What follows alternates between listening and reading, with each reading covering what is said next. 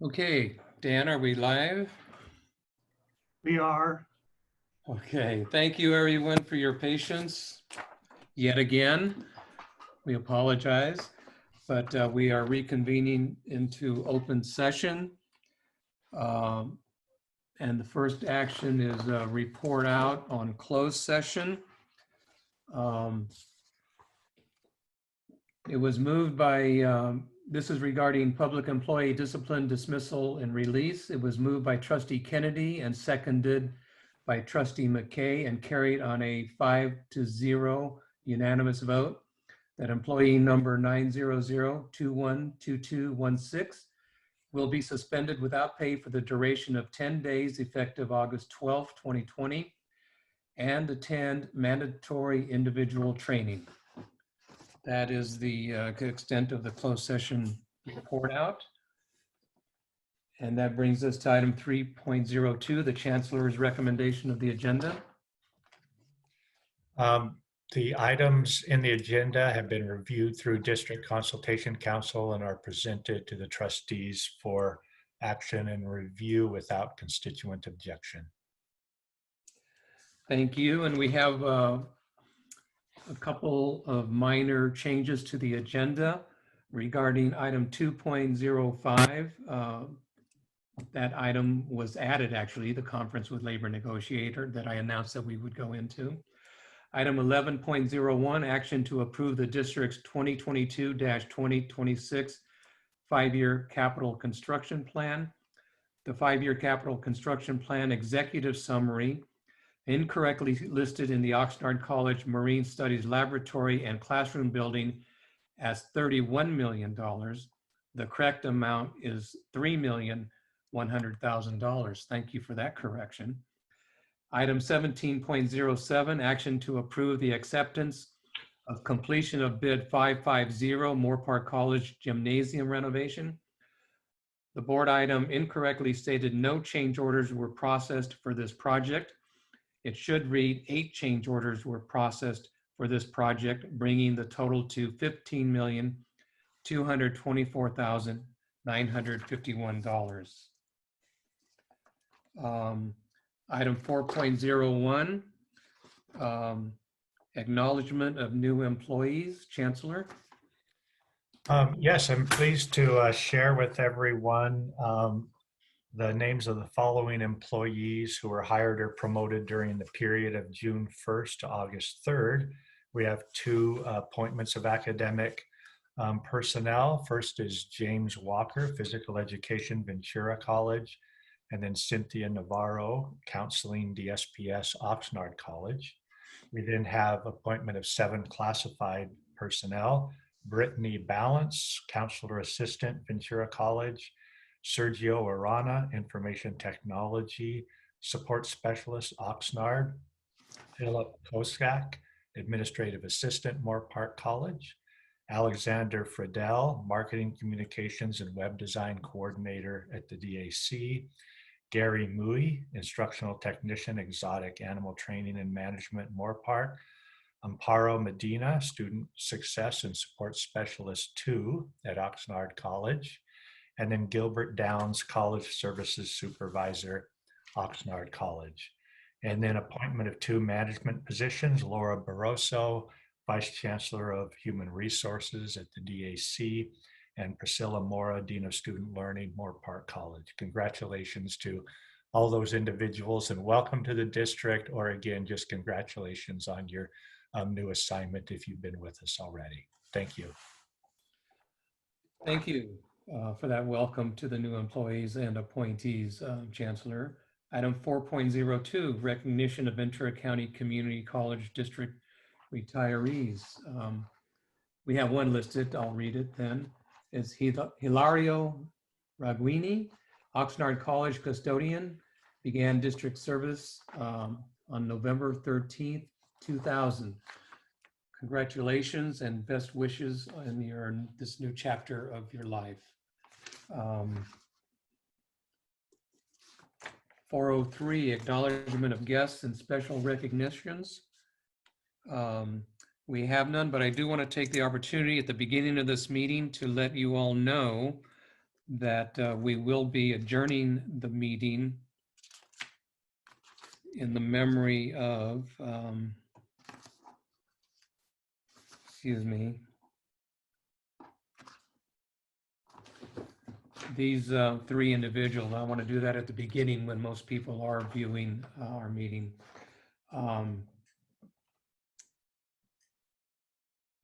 Jared Koch, former art instructor at Ventura College. Nick Zingo, criminal justice instructor at Moore Park College. And a community member, Marty Bates, who served as an elected official on the Ventura County Board of Education as president and board member for 24 years. So we will be adjourning in their memory. That takes us to item 501, Student Trustee Advisory Report. Are you there? I'm sorry, I can't look at the whole screen right now. Hello. There you are. Hi, Ashley. I am gonna, first and foremost, I want to say thank you for the training that I was able to be a part of. It was amazing, really informative.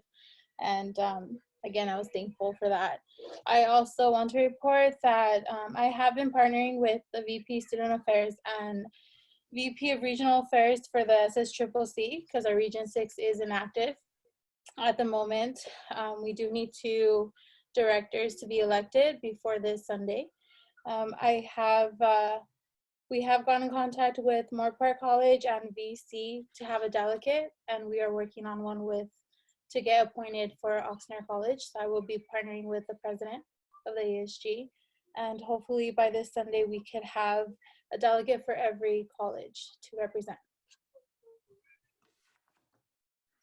Thank you. Student reports. We've been provided a written report from Isabella Ernst for Moore Park College Associated Students.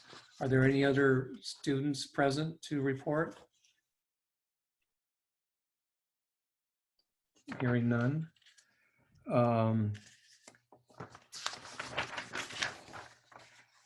Then we have item 6, public comments. And we received one public comment, which reads, greetings, ladies and gentlemen of the board. The Dr. Maria T. Klein Teacher Pathway Memorial Fund will help other aspiring K-12 teachers get their start at Oxnard College by removing financial barriers. In 1968, Moore Park College had been open for just 1 year when 33-year-old Maria enrolled to follow in her grandmother's footsteps to become a teacher. Maria started college when her youngest of 5 was 3 and was a credentialed teacher in 7 short years. Maria spent the rest of her life inspiring and teaching. I was that 3-year-old playing under the typewriter as she completed assignments. Today, I serve as the STEM director at Oxnard College. Those that may want to contribute may do so by following the link established by the Oxnard College Foundation. Thank you for your service to our community during this tumultuous time. There are more Marias, just like my mama, who will live an amazing and impactful life because of your leadership today. With gratitude, Dr. Marcella Klein Williams. And Dr. Williams, thank you for this very nice public comment. Chair, Trustee Torres? I know I've mentioned it in previous meetings about having the possibility of allowing comments to come through us via phone if people wish to do so, especially because we're looking into accessibility. I know it was something that I remember you mentioning you just hadn't been able to look into. So I don't know if it's a priority. So I was wondering if I was wondering from the board if this is something we would like to just allow public comments, if anybody wishes to send in, whether it's through email like they have, or to be able to just call in, that we can have that option. I think it would be nice in terms of we're talking about accessibility, and I think some people might just want to make a phone call and there's a limit just like we had during regular open sessions, but I would like to see that come back. I know during when we first started back in March with COVID, we were doing the best we could and email was the one thing. but now it's been a while. So we're now in August. So I'm wondering if the board would like to see that option allow for our public, if they wish to call in, they can do so as well, in addition to email if that's what they prefer.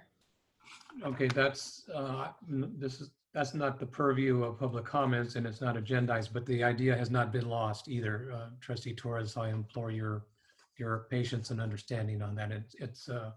The suggestion certainly has merit. Let me just say that. That takes us to item 7, beginning with 7.01, college reports. Beginning with academic senates, Moore Park College. Eric, are you there? Where are you? Yes, thank you. So the written report was graciously facilitated by Laura Brower, which I greatly appreciate.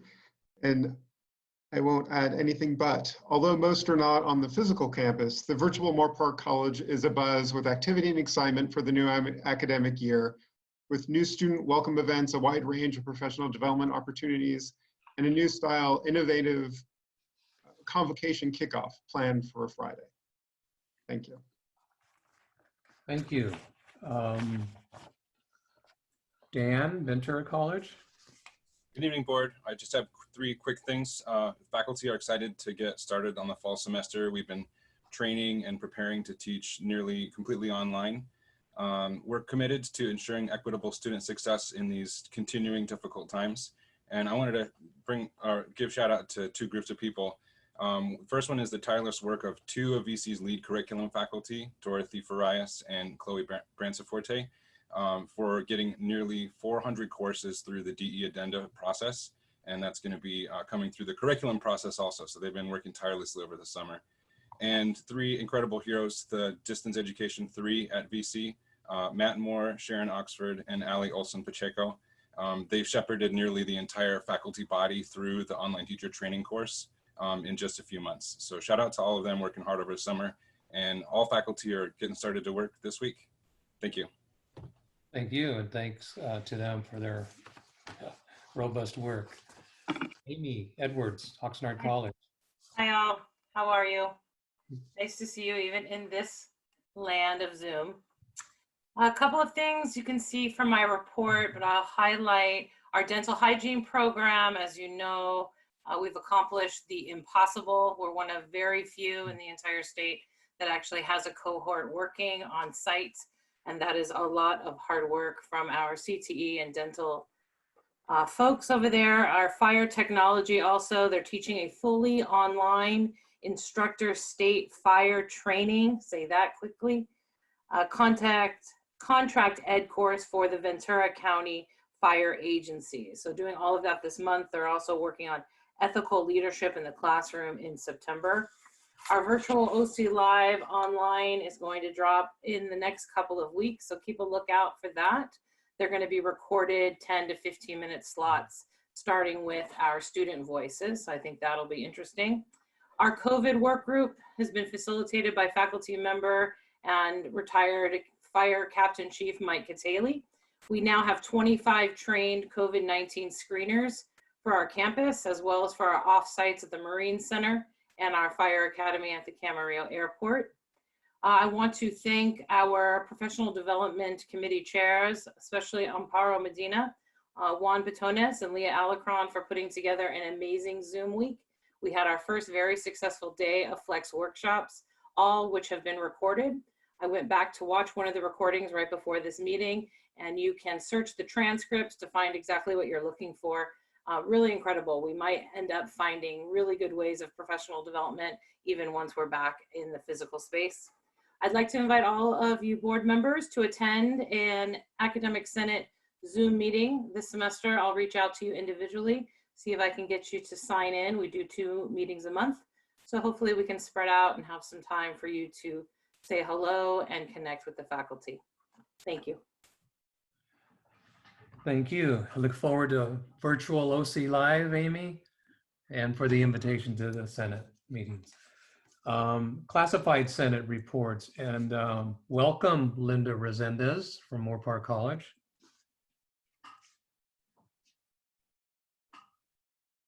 Board meeting as classified Senate president. I'm excited to be part of this group. I took office July 1st, and it was a slow but not slow month. We really didn't have as many meetings, but we were invited to take part of the social justice movement the campus has planned. And we put a call out to classified professionals to be involved in these social justice work groups. And we did get interest. So we've been meeting and planning and brainstorming ways on how we can move forward a social justice movement. And we came up with action plans and timelines, which we will be presenting this Friday at our convocation day. Each group, which will be presenting their findings and their plans on moving forward. Also, we will be having a professional development event on October 1st. Cal State Channel Islands will be presenting a presentation on cultural competence. We are looking forward to this presentation, and we invite all of our sister colleges in the district to take part in this presentation. Once we have our Zoom link set up and more information, we will be sharing it with all. And lastly, we will be having our classified Senate planning session tomorrow during Flex Week. And it will be for our first official meeting where we will be planning our goals and any events that we will be doing during this academic year. And that is all I have for tonight. Thank you. Thank you. Amparo, Oxnard College. Good evening. So with Oxnard College Classified Senate, we will have our first meeting the end of this month or September. We're still in the planning stages of that. But this week, as Amy said, we've had our professional development, the flex workshops going on. Today was back to back, I think, beginning at 8 a.m., went all the way until a little after 5 o'clock. It's been a long day, but we've had some outstanding presentations regarding social justice, guided pathways, operational. So it's been some really good workshops, something we're very proud of. This Friday, we will have Dr. Harris come and speak. He's going to be our keynote speaker, continuing on the social justice. And then one other thing, I couldn't recall if we had brought this up before, but Oxnard College Foundation, in collaboration with Classified Senate and Academic Senate, we have created an Oxnard College Emergency Student Support Fund. And at this point, we've raised, the last I checked was close to $20,000. And it's to help assist students who, during this pandemic, are in additional needs of funds beyond what we've been able to provide with the CARES Act. So that is going on. Other than that, I believe that is it. And we will be instituting our new participatory governance manual. We will have that as an informational item next month for you guys to look at. So I'm excited to see what our new committees are going to be doing. Thank you. Thank you. Sebastian, Ventura College. Good evening, Chair Perez, Chancellor Gillespie, and board members. I am very conscious of the fact that the last time we met, I promised you a written report. And I know that you're very aware that I did not provide one. Luckily, that's because I don't have much to report. Things have been going relatively smoothly. We haven't met over the summer because, like Dan mentioned, we have been hard at work behind the scenes. And I truly appreciate Dan's shout out for our distance education superstars. They're one of many, our IT folk, our M&O, all of our essential employees have been coming to campus and making sure we're ready for the semester. That's really been the focus. So thank you so much for the shout out. And I look forward to having a more comprehensive report in writing provided to the board for the next meeting once we meet on August 20th. So thank you. It's always good to have a goal to aspire to. You know, with something to strive towards. Yes, there you go. Okay, President's reports. Julius, Moorpark College.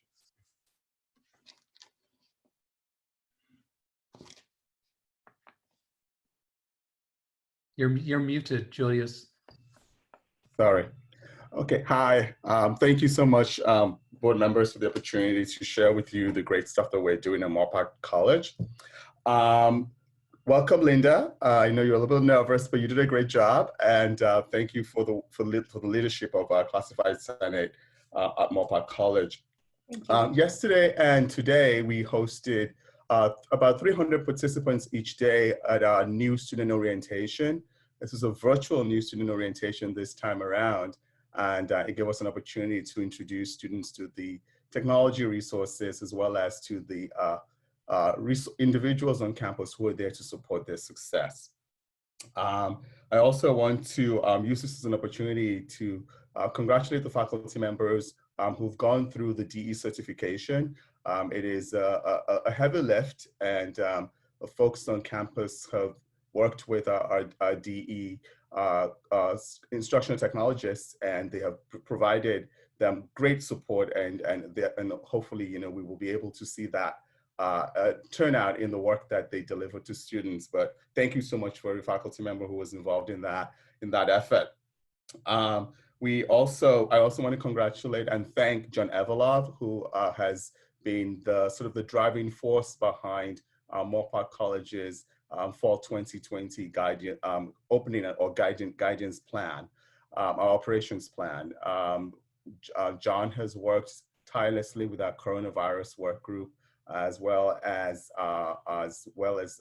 IT and M&O and every kind of constituency group to make sure that he listens to their concerns and that document reflects the needs of the college community. As Linda mentioned, we've been working on our social justice work groups and working on 4 themes. The first is to diversify our curriculum so that it represents the history and the experiences of Black, Indigenous, people of color. Secondly, to look at our hiring practices and make sure that our student hiring reflects our student population and our demographics in our service area.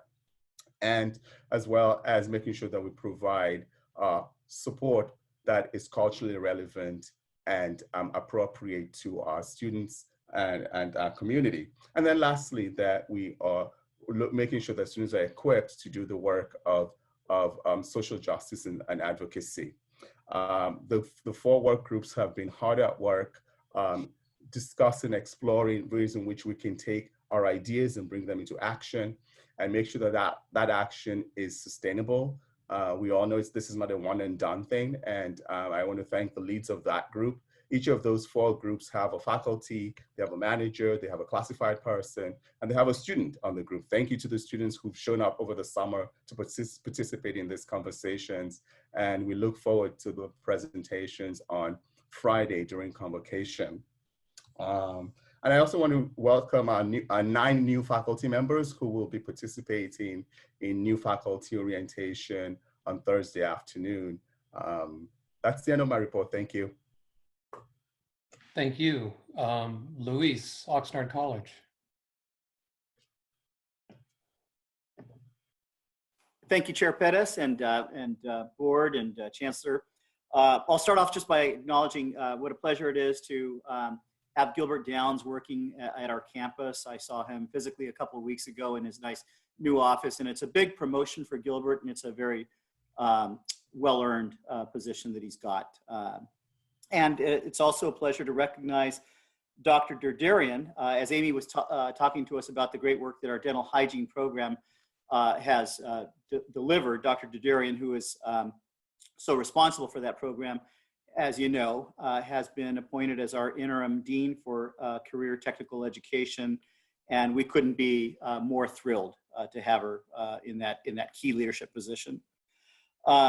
We also learned this week and are thrilled to know that we've been awarded another TRIO grant. And as you know, the TRIO program is a great way for us to get high school students grounded early in the college experience. And so we're delighted about that.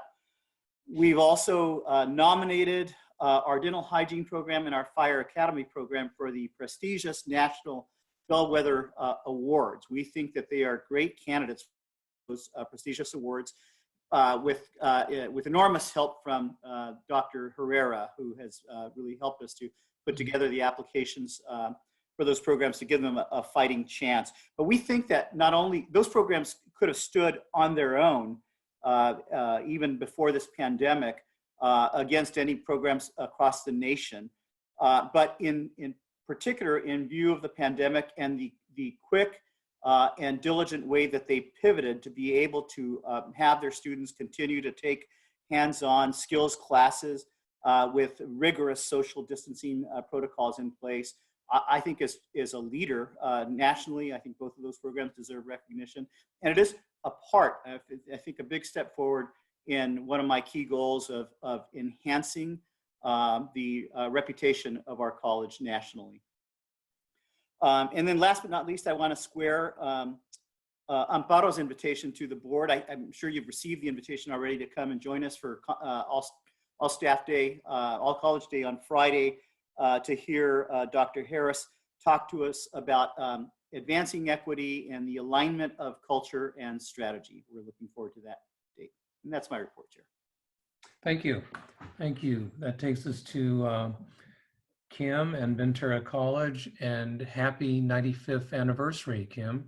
Yes, yay, I'm glad you noticed that. So obviously we've been really busy planning for the fall semester.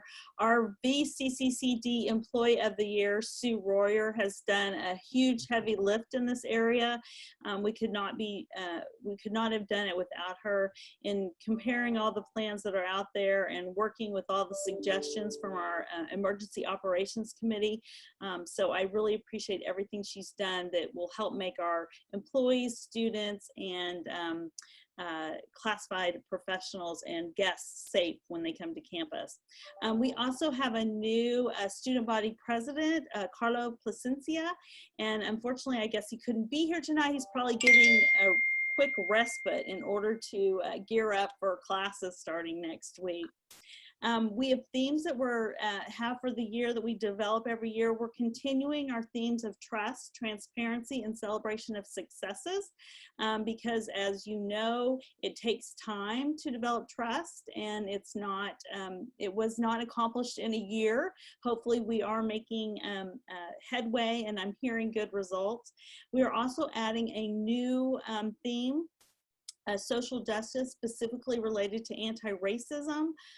Which is really important and been in the forefront of all of our minds lately.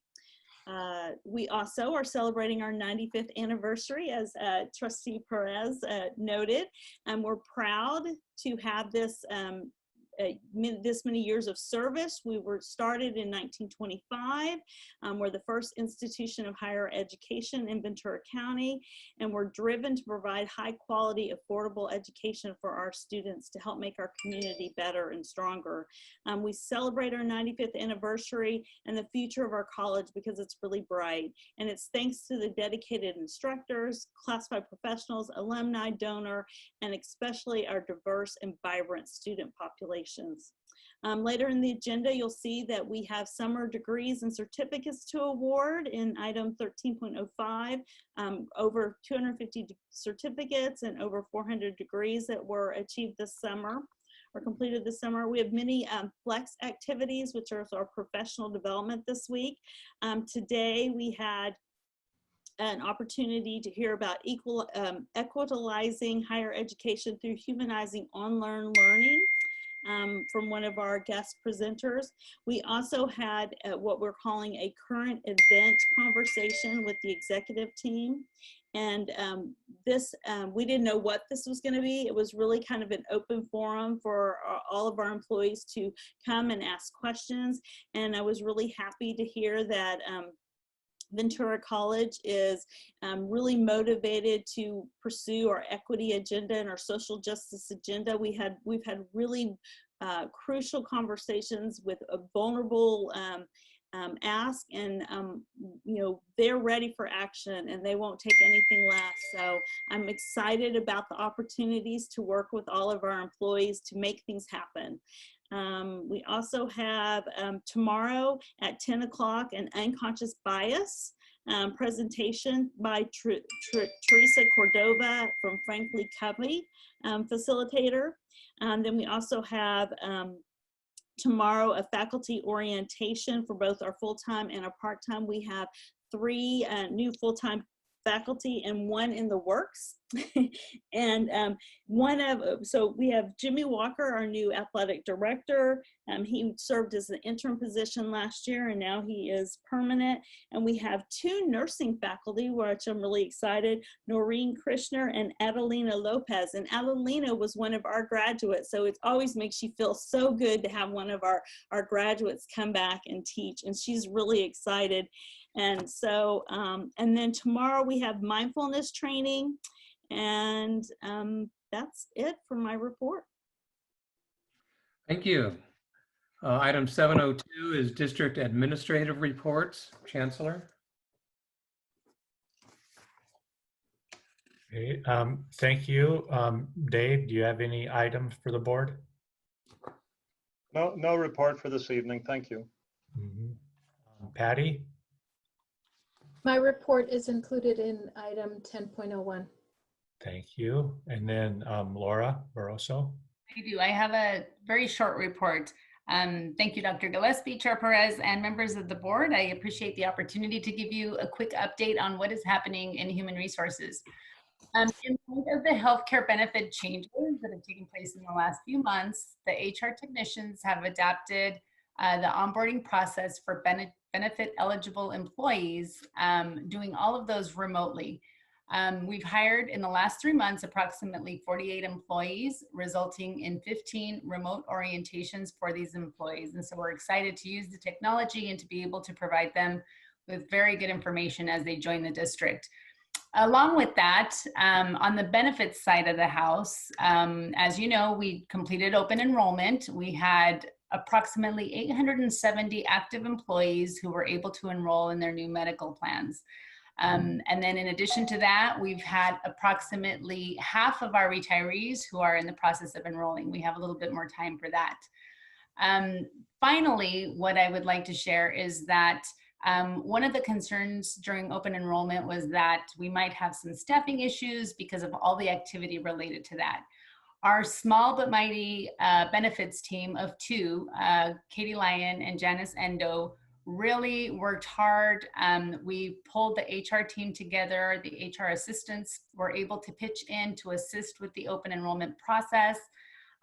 So it was very successful. We were able to get everybody enrolled. So that's very important. And that will conclude my update. There's a lot going on in human resources, and I will look forward to providing additional information to you down the road. All right, thanks, Laura. And also congratulations on giving your first report as our new Vice Chancellor of HR. So great job. Thanks, Laura. Yeah. And then also have Cynthia Herrera, who's filling in for Larry Buckley this evening. And I know IE had a report in the agenda, but Cynthia, anything you'd like to highlight? Sure. Hi, everybody. How are you? We have been working fast and furiously in IE. We've organized and launched and completed district-wide COVID-19 student impact surveys. We are looking at the results and analyzing them in the Institutional Effectiveness Advisory Committee, along with developing a calendar for surveys. We want to make sure as we move forward that we don't cause survey fatigue for our students, faculty, or staff. So we're looking at creating a district-wide survey calendar that can be timely and reduce redundancy and give us the results that we need to help us move forward. We are also looking at developing the data behind what we would need maybe for the compressed calendar. So the Institutional Effectiveness Advisory Committee is looking at that also. We have continued the development of district-wide dashboards, and of course our ongoing reporting. John Cooney has done our ongoing reporting for enrollment management, clearinghouse reporting, apportionment reporting, and planning. We have had the opportunity to work with Patty and her stellar team on redeveloping and redesigning our web pages, and it's been real exciting. I think we have a whole new fresh look. We've been able to get some excitement around enticing students to be more engaging, and our businesses to want to look and be more inviting. We have, we're developing a systems approach to our career education and economic pathway development. We are looking at how we are developing the pathway between contract education, dual enrollment, our courses that are being offered at the college campus, as well as our job placement. So we've had a lot of meetings in regards to that, and we're moving forward in a very wonderful manner. Dual enrollment, we're doing the same thing. We're looking at developing a systems approach across the district, trying to do a programmatic approach, so that as we offer these pipeline courses, they lead to a pathway or a degree pathway. So we're currently working and developing that. There's the operational, Dr. Buckley has worked very hard on developing the operational framework in response to the COVID-19 pandemic. And he's worked with multiple individuals throughout the district, and that's moving along well. And then the Title IX Advisory Committee has been working towards their response to the new direction, the new legislation that's come forward in regards from the Department of Education regarding Title IX compliance. That's all I have for tonight. Thank you. And you have a few more days to get that Title IX compliance done, right? August 14th. They didn't give us, they gave us about a month and a half, maybe a month. Yeah. Chair, Good work. Trustee McKay? I just wanted to thank Dr. Herrera. Sitting through the trustee workshop last Thursday, or maybe it was last Thursday, just the amount of change in the Title IX and the various parts of that are under her right now. It's enormous. And so thank you for all that you're doing to keep up with it. Yeah, thank you. Okay. Chair Perez. Trustee Chancellor? Looking in through all the reports, I just wanted to say thanks. It's incredible to see all the great work. One area I'd like to highlight is the dual enrollment at Las Virgenes Unified School District with Moore Park College. It's incredible to see 286 high school students, I'm assuming high school, maybe middle school too, but enrolled in our online programs. So, and I'll have some comments later about where we are district-wide in regards to dual enrollment. But there was another within HR, I don't know if I heard right from Vice Chancellor Barroso, but we used to get HR reports for a brief period of time with Mr. Dombowski. And I was wondering if it's consensus of the board. So this is for you, Chair Perez, if we could get in our agenda a monthly HR actions report that kind of lists new hires, resignations, retirees, promotions, things like that. That would be helpful. I'm speaking on as one trustee, but I don't know if there's interest from my colleagues on the board to have that one-page document included. And before we come back to that, I'd just like to also congratulate Patty and her team with the website success. It truly is always the face of the district, a website, but probably more so now than ever. So just congratulations on that again. But Chair Perez, I don't know if there's a consensus to get that. We were getting them for a while. I think they were even mailed to us, but if it could be a one-page document attached in the agenda, that would be helpful for me. Yeah, I'll consult with the Chancellor. We're still, I'm still responding to the discussion we had at our work planning session. So I'll get back to you on that ASAP. I don't see it being problematic though. I'll give you that heads up. Sure. Who's Trustee Torres. Trustee Torres, there you are. Yes, so I just wanted to add that was really helpful. It was nice to see that information come forward, and so I know it was mailed out to us, I believe, and so that was very helpful. So if it's something that we can have, that I would appreciate it. Thank you. Takes us to item 8. Academic Senate President's Consultation. Eric, Moore Park College. None from Moore Park, thank you. Dan? I'm sorry. And for me, the congrats to our graduates have already been mentioned, so congrats to those. That's it. Alrighty. Sorry, Amy? Hottener? Thank you. Classified Senate President's Consultation. Linda, you're on the spot again. I have nothing to report. Okay. Amparo? Nothing from Oxnard. And Sebastian? Nothing today, Chair Perez. All right, thank you all. That brings us to board committee reports, 901, Administrative Services Committee update. Vice Chair Chancellor. I think that's Kennedy. Oh, I'm sorry. Yes, Trustee Kennedy.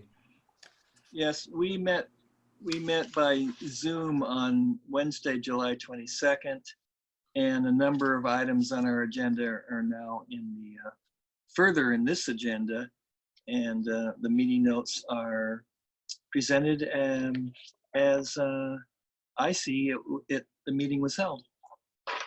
Okay, thank you. Okay, now Vice Chair Chancellor, 902, Policy Planning and Student Success Committee update. Before we get there, Chair, I did have a question in regards to the minutes from the Admin Services Committee on July 22nd. And I am keeping in mind that a lot of the items will be in further agenda items, but I think this might be the appropriate place. It was within the budget update, and I just wanted to clarify, are we... What page are you looking at? Oh, I'm sorry, I'm on page 65. Thank you. Sure, it's the last section there, for the fiscal year 2021. And it's, I'm a little confused. Are we in a hold harmless budget for this year based on last year? Because I see that it says the state budget does not allow for enrollment growth, but if our numbers in enrollment are lower, does that mean that will we be penalized or be funded at a lower number? I can respond if you'd like. Well, one thing now, but would you be addressing this later in your report later? I believe I am, or I can, yes. Okay, that's fine with me. Okay, thank you. Okay, thanks. So going on to policy, I'll hand it over to Trustee McKay before I speak, but if there was any comments or reflection. No, we had a meeting scheduled in July, or maybe early August, but we didn't meet, but there are some minutes from June 25th. Right. And we have those, so unless Trustee McKay has anything to add, we can move up. Thank you. Okay, that takes us to item 10, 10.01, which has been referenced already in glowing terms. The VCCCD website redesign project report, and well-deserved terms, by the way. So, Chancellor? Yes, I think I'll turn it over to Patty Blair. She'll give a brief update here, and a lot of the information is in the board packet. But, this has been a tremendous effort and work by a lot of people across the district, and led by Patty and the team of folks from IT. And I really do just want to recognize them for the great effort and the outcome that we have. So Patty? So thank you. And trustees, if I could remind you, it was only 18 months ago that you approved the contract with KWAL back in January of 2019. And we have been very busy, all the colleges and the district office, in presenting and finally launching the website on all 4 websites on July 14th. A project like this can't be done with a small group of people. It took a lot of people. We now have 370 Drupal users that are busy updating content, and making sure that we present the very best of what our colleges and district are doing for our students. There's a very key core group of people that I'd like to acknowledge, and you are also going to acknowledge them with the presentation of certificates in item 10.03. Alexander Friedel, Matt Spinberg, Serene Wallace, Janine Nagaoka, Diana Martin, Mark Bowman, Victory Kitamura, and Daniel Rangel all really did a lot of work on the websites. In item 10.01, I have provided you with a detailed report of the activities from the inception of the project all the way to current, what we're doing now post-launch.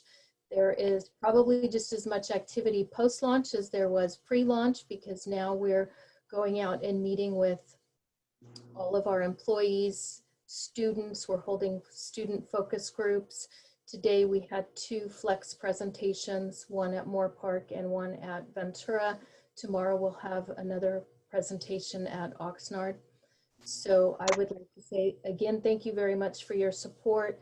Our websites are really fantastic. And if I could quote a couple of students who during their focus groups, they said, this is amazing, it's fantastic, and they really want to see what is being done on our colleges now. They want to see the work of the faculty on the directory pages. They can go to the interactive maps on the map pages and also get up to the minute alerts on the alerts pages. So with that, I'm happy to answer any questions. Sure. Trustee McKay. Patty, I mean, it's an extraordinary work that you've got done. I mean, I just know how much work it is, and to see it accomplished, it is an extraordinary websites. The user experience is incredible, which is what, you know, websites are measured by. And that's why we wanted, you know, that's why we made the investment to change it. We also made an addition for accessibility, and I think we've really kind of set a standard for accessibility, and I hope that maybe if you could take a minute to address that. I know that Matthew worked really hard on making sure we were really up to par on accessibility. So just like you touch a little on that, because that's a lot about student access, student success, and diversity. I mean, making sure we're accessible to everybody. So if you could just talk a little bit about that, because it was a big addition that we put on there. So then that, I'll just kind of turn the page, if it's okay with Chair Perez, and move on to 10.02 and your board resolution on accessibility.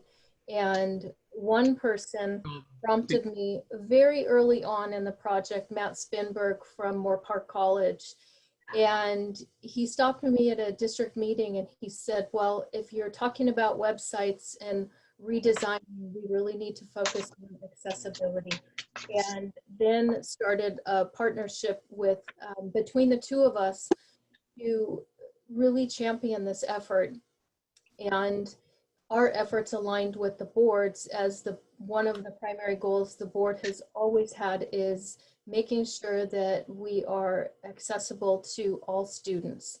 And so Matt and I developed some plans early on, and our goal was, and it still is, to be the most accessible websites within the California Community College system. And that takes a strong commitment from the Board of Trustees. So we really appreciate the resolution coming forward tonight and your support of accessibility for all students. But mostly right now, I would like to really acknowledge Matt Spinberg and all of his work that he does to make sure that he's advising us as a professional expert and making sure that we are aligning to the accessibility standards that we need to be aligned to. So could I just not to say hello? Yes, please go ahead. Hi, everyone. Hello, board and everyone attending. Thanks for the moment. This is a great time because we're falling on the aftermath of the 30-year anniversary of the Americans with Disabilities Act. I mentioned this in a classified board meeting. This is not an act for people with disabilities. It's really an insurance plan for anybody living in the United States. So what, God forbid you obtain a limitation such as some sort of disability, this Americans with Disabilities Act will cover you. There is technology. All your iPhones can help you. All of the Androids, everything is there. And so when I brought this to the attention of Patty Blair, I point blank said, you know, you're not going to leave any blind people out, right? You know, and she said, she basically said, we're going to do what it takes. And you know what it takes is putting people with disabilities in the front lines, working on your course materials, your district materials, telling you it's not right. You need to address it. You need to fix it. And it's really important what they've done. They hired me. I'm legally blind. And I encourage you to hire more people with disabilities all throughout. You know, consider that their perspective is a big deal, because that opens the door to everybody attending our colleges. And I can tell you that all the things I've learned and all the things that I've taught to the teachers and the staff, it is spreading big time. You know, I can tell you right now, Moore Park administration is receiving emails from some faculty saying, hey, these documents you're sending out aren't accessible. So the buzz is stirring, and the conversations are happening. And it's really important that everybody has access to the information, whether it be closed captions or documents. And having this board policy in place is really something we can point to and say, yes, we care about this. We care about access to information. And I'm really happy that this has rolled through. And, you know, this is a really big deal, especially for someone like myself. I do have disability. Without computers, I cannot see. I'm blind, I'm in the dark. And having the access to the content, I'm glad that hopefully concerns that I have will be taken much more seriously. And, you know, and I'm leaned upon as an expert in this field, and which is fantastic. So then I get to give the expertise to somebody who may not be as knowledgeable, and I really value that. So thank you very much, Patty, and thank you, board. Thank you, Matt. And for those of you that may have missed it, that we did make the transition from item 1001 to 1002. And just one quick, on the let it be resolved, the proper name is the Americans with Disabilities Act. So with that slight correction, is there any comment or is there a motion on this?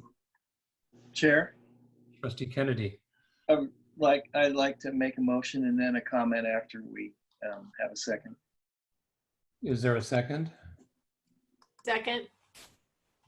Okay, before we vote, a quick comment from Trustee Kennedy. Yes, in about 2008, I began teaching at Oxnard College online, and the importance of the CMSs online is incredible. It came to my attention that even people who are colorblind couldn't read the screen. So you had to put in machine language to not have browns and greens and things. So this is a huge project, and I am so proud of the district for having accomplished this. And I wholly expect that this resolution is something that will continue on for many years. Okay. Then we have a motion and a second, and Trustee Torres. I just wanted to say, Matthew, thank you for your courage and being here and being active and being that voice, because we talk a lot about social justice, and this is where it is, having this accessibility for our students. And I get inspired by hearing you and seeing you. So thank you for working so hard on this and representing all of those students that need that voice. So thank you for bringing your heart and putting the work into bringing this resolution to us. And Patty, thank you so much for your leadership and working with our students. It doesn't matter what the cost is, but our students, everyone is always speaking so highly of you. And so thank you for also your vision and being able to do the work in terms of our website. And just as importantly, working alongside with our students in these classes. So I just wanted to make sure I also recognize that. And I'm so happy that Matthew is here to be able to hear from him and to recognize him. Thank you. May I follow up just with that comment? Sure. This is a complement to all of the social justice work that is happening. Accessibility falls in every facet of education and life, really. And I really am happy that this is here now because like I said, it's a complement to the social justice because you cannot just have social justice without including everyone. So this is perfect timing that we roll forward with both movements. Things be accessible for everyone, and also that, you know, we make this diversity, inclusion, and change. It's well complemented. Thank you. If I can then now ask Laura Brower to call the roll. I'm sorry, I'm thinking of a different setting. We have a motion, we have a second. All in favor? You still have to, I think you still have to do a roll call vote. Yeah, we have to do a roll call. Okay. Okay, student There trustee you go. Wallace,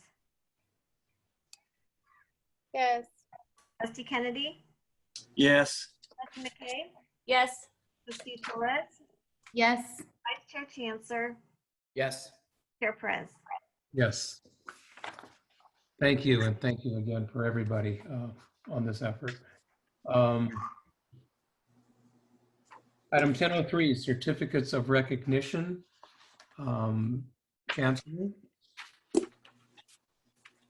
Yes, really pleased to present information to the board and the public here on these employees who are being recognized for their dedicated efforts in the website redesign project. And Patty mentioned a number of folks across the district were involved with this, and these are, oh, Patty?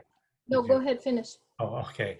And, you know, we're just really fortunate with the collaborative spirit and creative effort that went into creating this project that was really focused on being an effective tool for our students, for all of our employees, as well as the community members.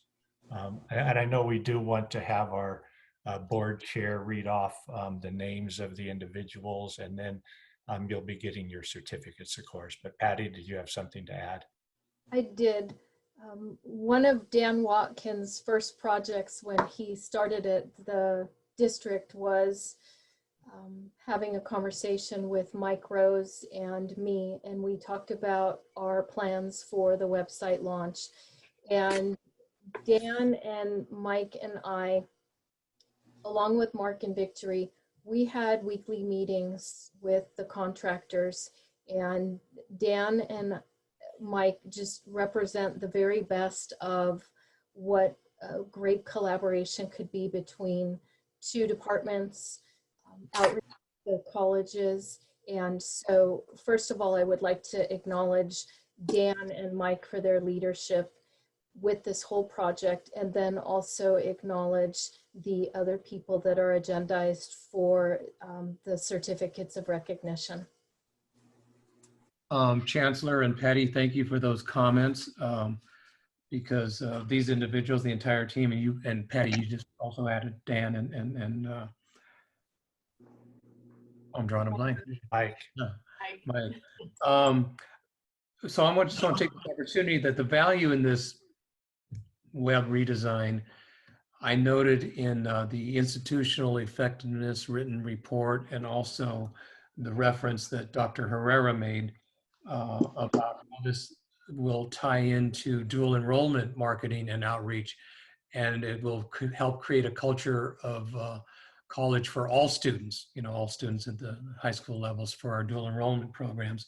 And so one of the key elements for me, as we acted upon those dual enrollment agreements, to ensure that all high school students were made aware of the opportunities to participate if they qualify for the dual enrollment program. So that was one of the items of note that I caught in these reports. So thank you. So those individuals that will be properly recognized by the board, and they'll be getting their recognitions in the mail or delivered on campus. Mark Bowman, Alexander Friedel, Victory Kitamura, Diane Martin, Janine Nagaoka, Danielle Rangel, Matt Spinneberg, and Serene Wallace. And so I know the entire board joins me in this deserved recognition. So thank you. Item 4 is no action required. And that takes us to the beginning of our action items. And I just want to quickly say before we get into those, I want to thank my colleagues who submitted their questions ahead of time. And I'm hoping that the answers were sufficiently provided. A lot of them, in my view, were. And so hopefully that will help us get through the remaining agenda in an efficient, formal manner. So thank you. Item 1101, Chancellor. Yes, so this is an action item for the board. It's to approve the district's 5-year capital construction plan. This is an annual report and summary of all major capital outlay projects of a college, and it communicates to the state our plans and needs in the district for future capital projects. With this agenda item, there's an attached summary that lists the projects and associated data with them.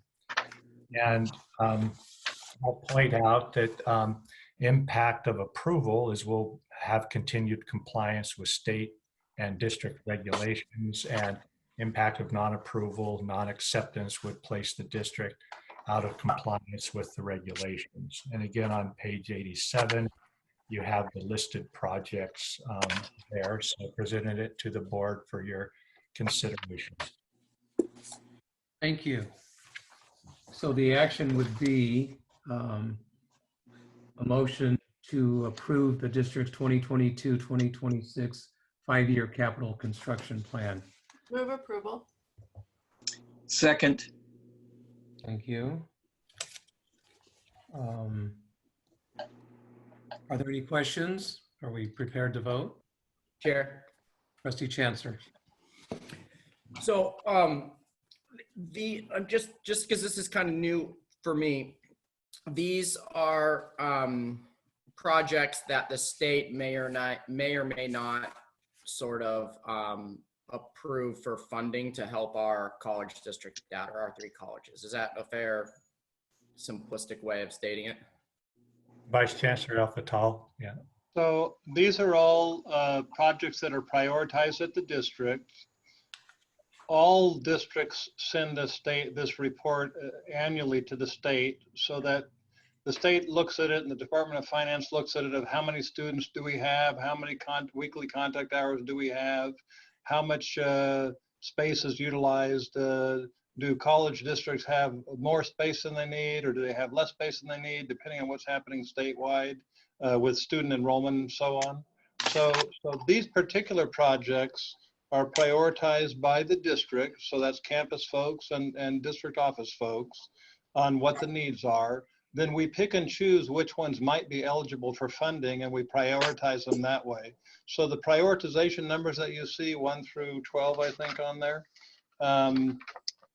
that was an internal process, and so we hope each college can only get 1 potential project funded by the state. Used to be the state would fund 100%. Now they're down to 50%. They require a pretty substantial match. So we send this up. It goes through the state process, which takes time. I don't really anticipate these will be funded based on the economic conditions we're going to be coming into. And so what you hear about sometimes from the state is, especially with Governor Brown, he wouldn't release any state bonds to do these things. And so we'll see what happens over the next couple of years, but I hope that answers your question. No, it totally does. And I guess what I'm saying is, there's a question for the Chancellor, Chair Perez. Are these projects appropriate for the district to seek out board input, right? So, or community input is the better way of saying it. So for example, if there's something within a community college that is a capital project that the community utilizes and students, and is there an opportunity for the board to have an opinion on it or to be part of that process? I'll defer to the Chancellor for first response to that question. I mean, all of these projects, if they move forward at all, will ultimately come before us, and there is certainly a preliminary stage of any project planning effort where the board, I'm sure, has an opportunity to comment upon. Chancellor? Yeah, and Dave, you can confirm within here, I believe these would be part of facilities plans that have been developed as well. And I know that those plans do involve some community input, but as Chair Perez mentioned, there's always opportunity for board and further board and community input should we get funding for any of these. Yes, and they are all part of a facilities master plan that did have community involvement. Okay. Well, so my question is, because I don't know if it was last month or the month before, and again, I'm looking forward, but I voted down a facilities master plan at Ventura College because numerous times I requested to be part of that conversation as a representative from the community. And that was never allowed, or that opportunity wasn't given as a trustee. So I guess what I'm saying is I understand when all of these projects would come to the board, we of course have a vote to approve them or not. But my question, and I'm curious if my colleagues on the board, excuse me, share that, is would they be interested in representing the community as an elected? We can't hear you. You're cutting out. Josh?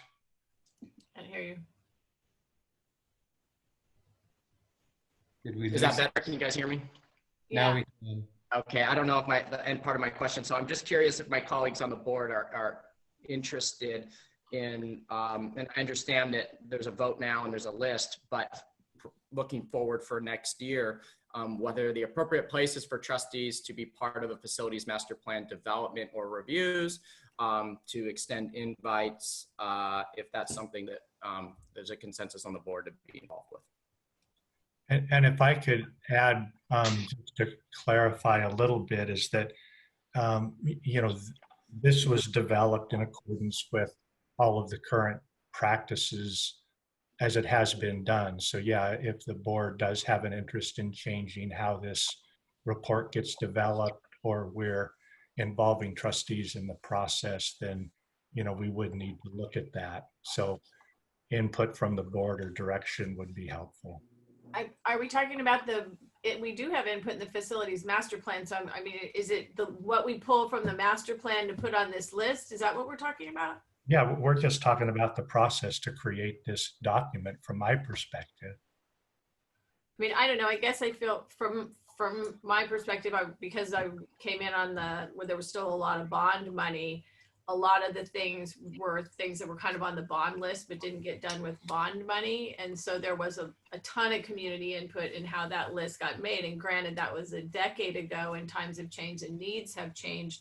But I feel like our facilities master plan kept up with that. And, but this list is coming before us tonight. And so, we do get to look at it. I guess I don't know where if you could elaborate on where you wanted more input.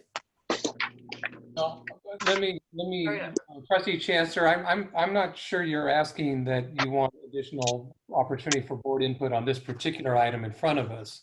It's a separate question that you have is moving forward as these lists get developed. Yeah, identified, let's put it that way. Is that correct? I totally understand this list is developed. I would just request that before next year, as we go through this exercise, that you know, that there's some light shed on how we get to this point, the process of taking all of the facilities master plans and narrowing that down to come up with this list and the priorities. That's all. Just some light on how we get to this. That's a fair question, but it's a separate question. So if, with your indulgence, we can move forward and take the vote on the motion in front of us. Yeah, no, that's fine. I just wondering if there's a board consensus to give the chancellor direction moving forward so the process can start, so we can, by next year, that there will be board involvement or at least transparency of information.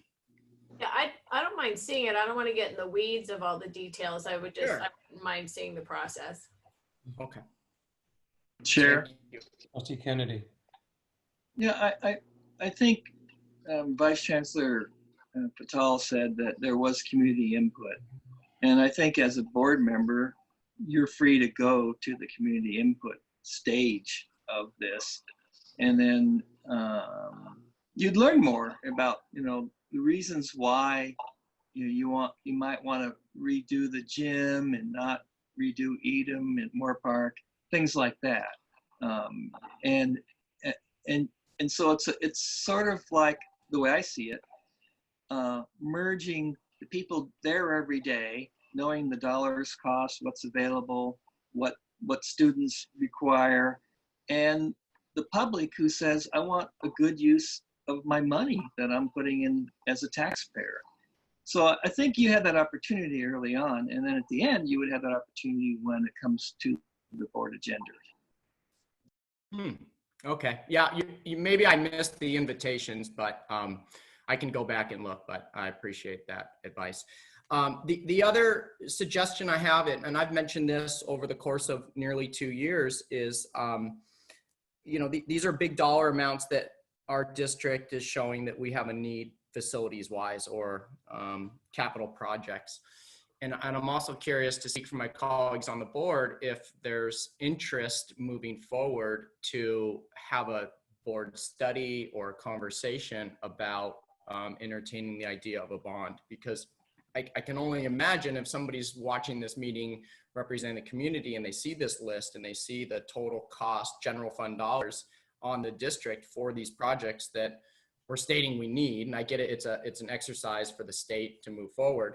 But you know, I've mentioned it numerous times, and I'm just channeling some of the trainings that we've had with our facilitator and seeing if there's board consensus to you know, have a study session or to place an item on the agenda for a possible bond, so we can allocate general fund dollars you know, as best we can. Chair? Trustee McKay. Once again, I mean, I've heard you talk about the bonds before, and it's not falling on deaf ears. I think they're really expensive to float a bond, even just from the district standpoint. And right now, when we're going to be really counting our pennies to serve students, I think it's something we might want to look towards in the future. But surveys have to be done. They have to be counted. We have to, you know, the entire county has to vote on it, and so, you know, in leading up to that, you do surveys, they're expensive. And so I think we really have to have a serious conversation about just the cost of even thinking about it. Because especially now when the budget is so tight, maybe a couple years from now when things have loosened up a little bit again, the economy's improved a little bit, but most measures failed in the last election. Most bond measures, that's in K-12 at 55%. Most parcel taxes failed. It was fire department parcel taxes failed, and we're way off the agenda, but I can just tell you it's probably not a great time, but happy to meet about it. Yeah, thanks, Trustee McKay, because I was going to mention this is pretty far off the agenda and we don't want to start talking about the bond, but if the board, you know, would like an agenda item on a bond, then that's something we could add at a future meeting. It's probably a study session item. I just want, Chair. Trustee Torres. I just wanted to add that I would really like to see that study session, because In one of the conferences that I attended back in October, the one in San Francisco, it's a national one that just happened to be in California. And I went to 2 different workshops when you talk about finances, and they talked about a bond. And so those were 2 different separate workshops.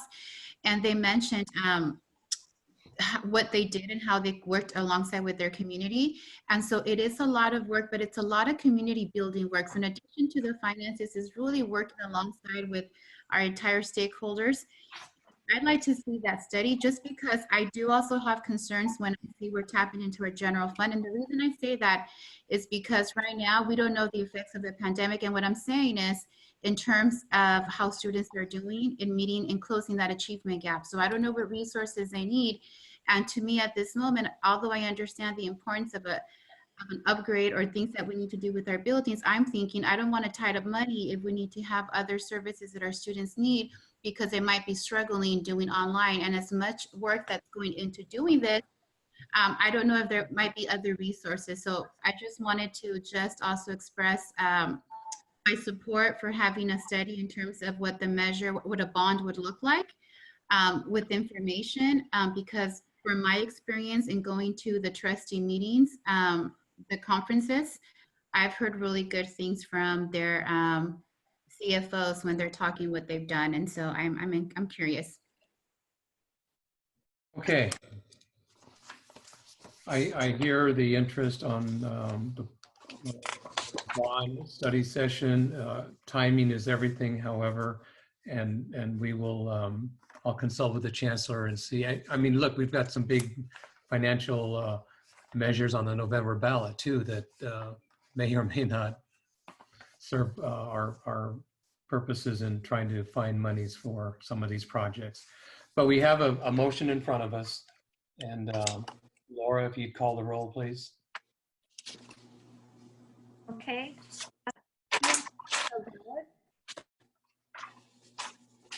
Yes. Trustee Kennedy. I think I heard my name. Yes. Yes. Trustee McKay. Yes. Torres. Yes. Vice Chair Chancellor. Yes. Chair Perez. Yes. Thank you. Item 11.02, action to approve ratification of the CARES Act funds, minority serving institutions for fiscal year 2020-21. Chancellor. Yes, thank you, Chair Perez. And fortunately, you know, all 3 of our colleges are HSI institutions. We're able to be eligible for these additional CARES Act dollars. The total is $844,184 for the district, broken down with $343,782 to Moore Park, $199,529 to Oxnard, $300,873 to Ventura College. And these funds are used, like the other CARES Act dollars, to help with lost revenue, reimbursement for expenses, transition to distance education, as well as awarding grants to students to help them with a cost of attendance. So this is presented to the board for action and discussion. Okay, it's pretty straightforward information. Is there a motion? Move approval. Is there a second? Second. Second. Thank you. Trustee Vice Chair Chancellor seconded. Are there any questions? I have a quick question, Chair. Yes, sir.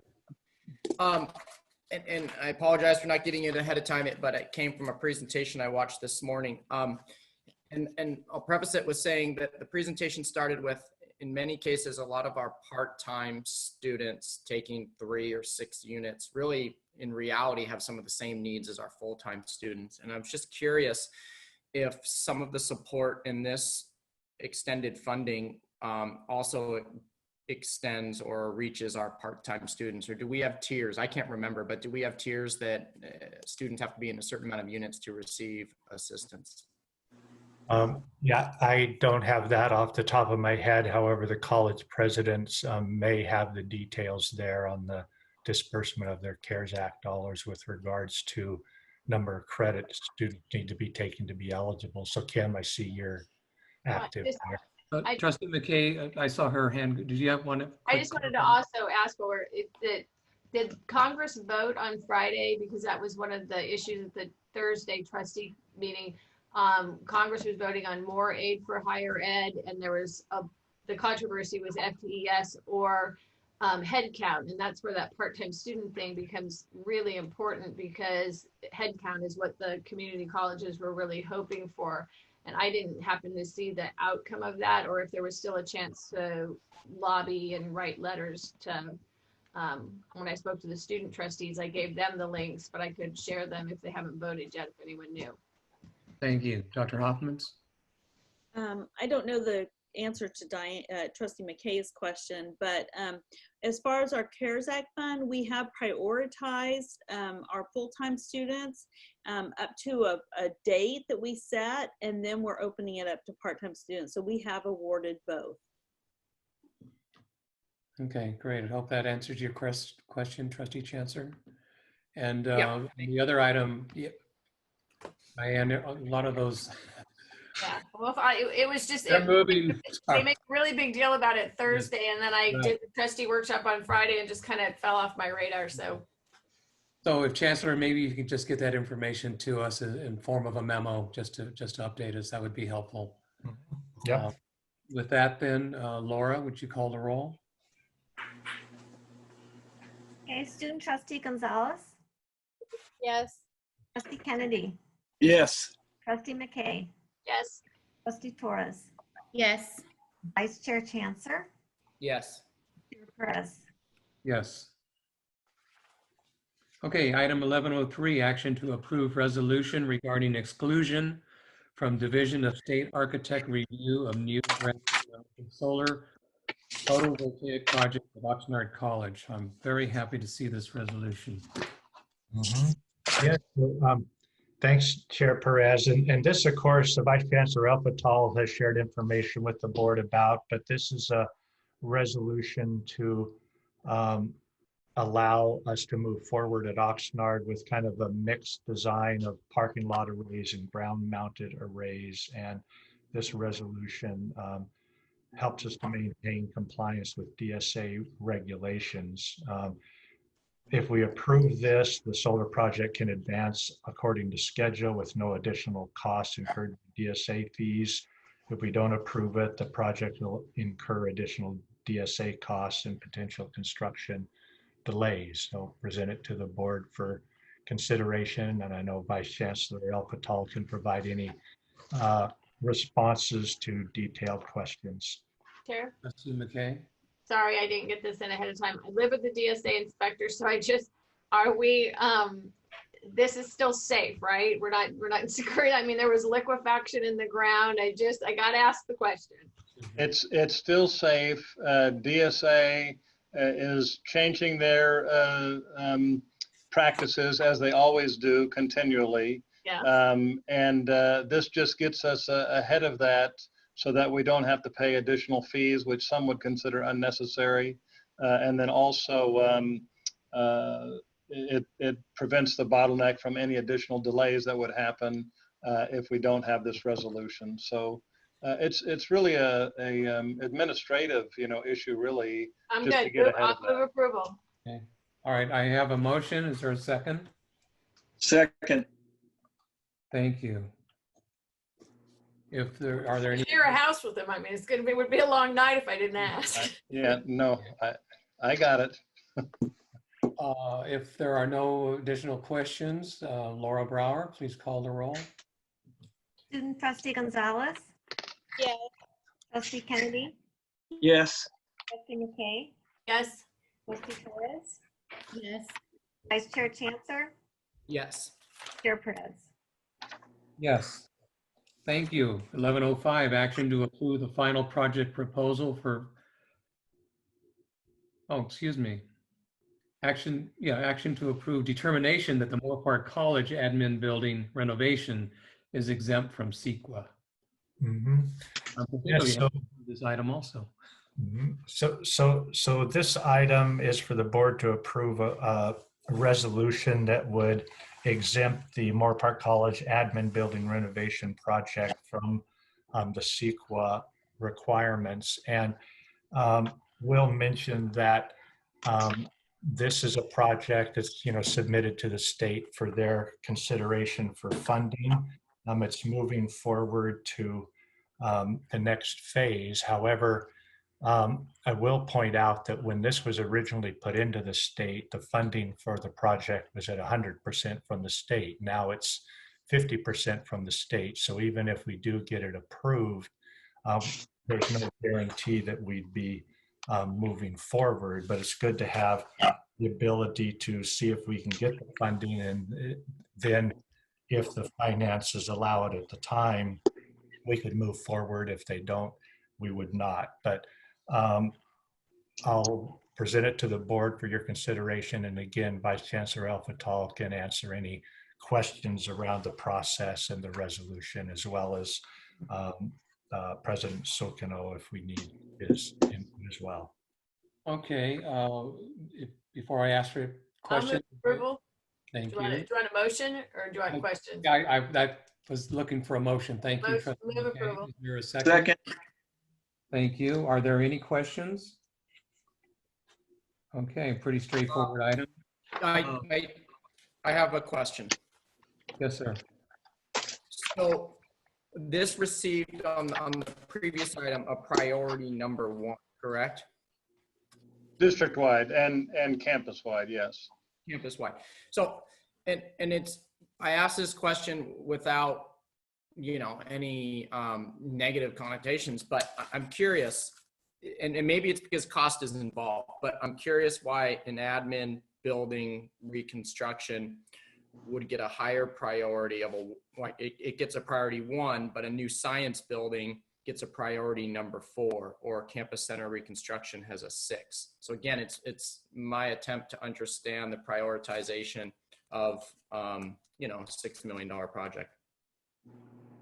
Well, my comment, if I may, these sewer lines in the building are big problems. It hasn't gone to the degree that it's a safety issue for the building. Otherwise, we would have to shut it down and empty it and so on. But it really has to do with the age of the building, and the infrastructure within the building needs to be handled, as soon as possible. So that's really why it came to the top of the priority list. And I don't know whether President Sokino might like to add something.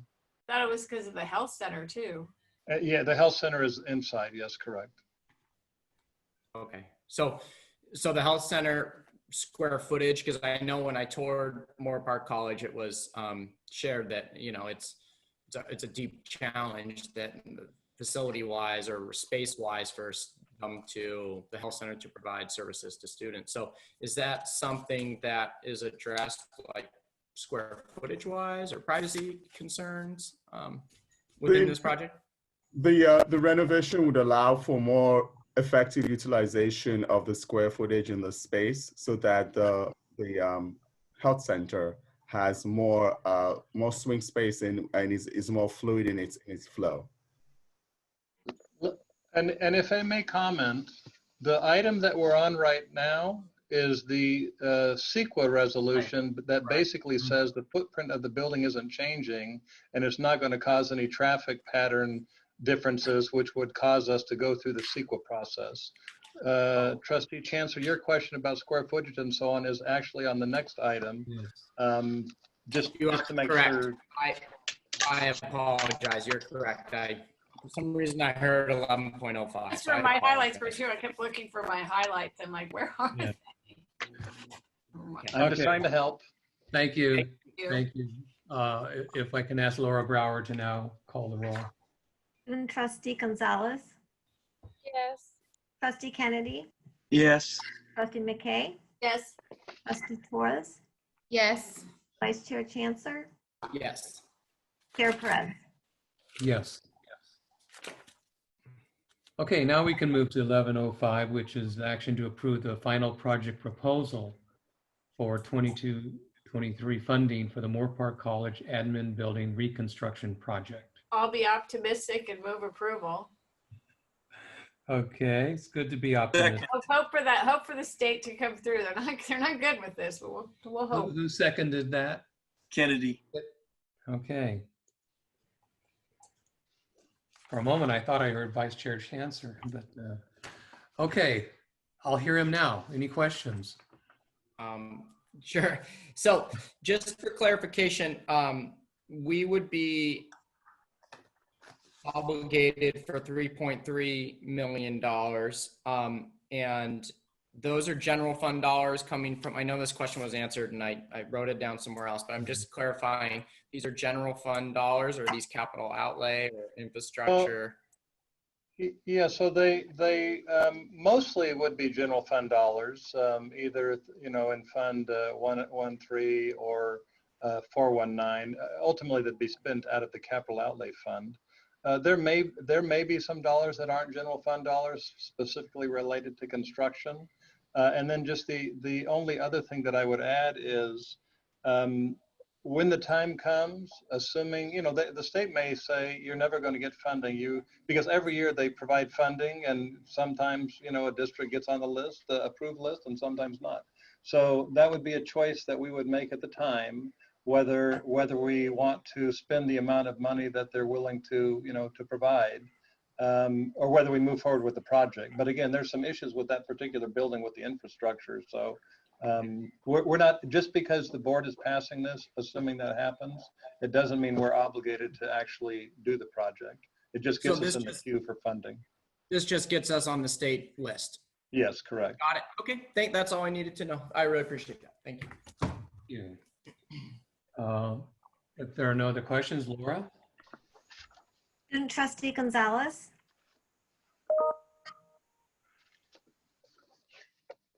Yes. There you go. Trustee Kennedy,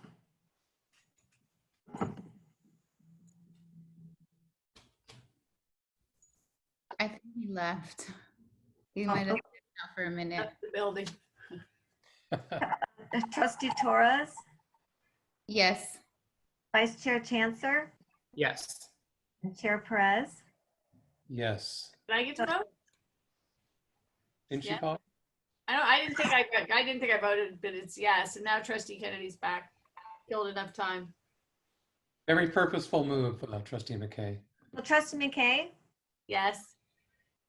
and Trustee Kennedy. Yes. All right.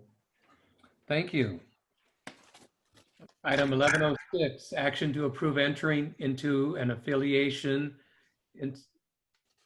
institutional services agreement between the Ventura County Community College District, Ventura College, and the County of Ventura Sheriff's Office to operate a regional training academy. Move approval.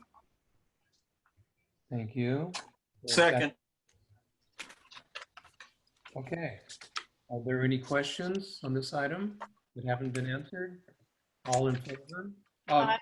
Laura, sorry, gotcha. No, Student Laura. Trustee Gonzalez, Yeah. Trustee Gonzalez, Trustee Kennedy, Yes. Trustee McKay, Yes. Trustee Torres, Yes. Vice Chair Chancellor, Yes. Chair Perez. Yes.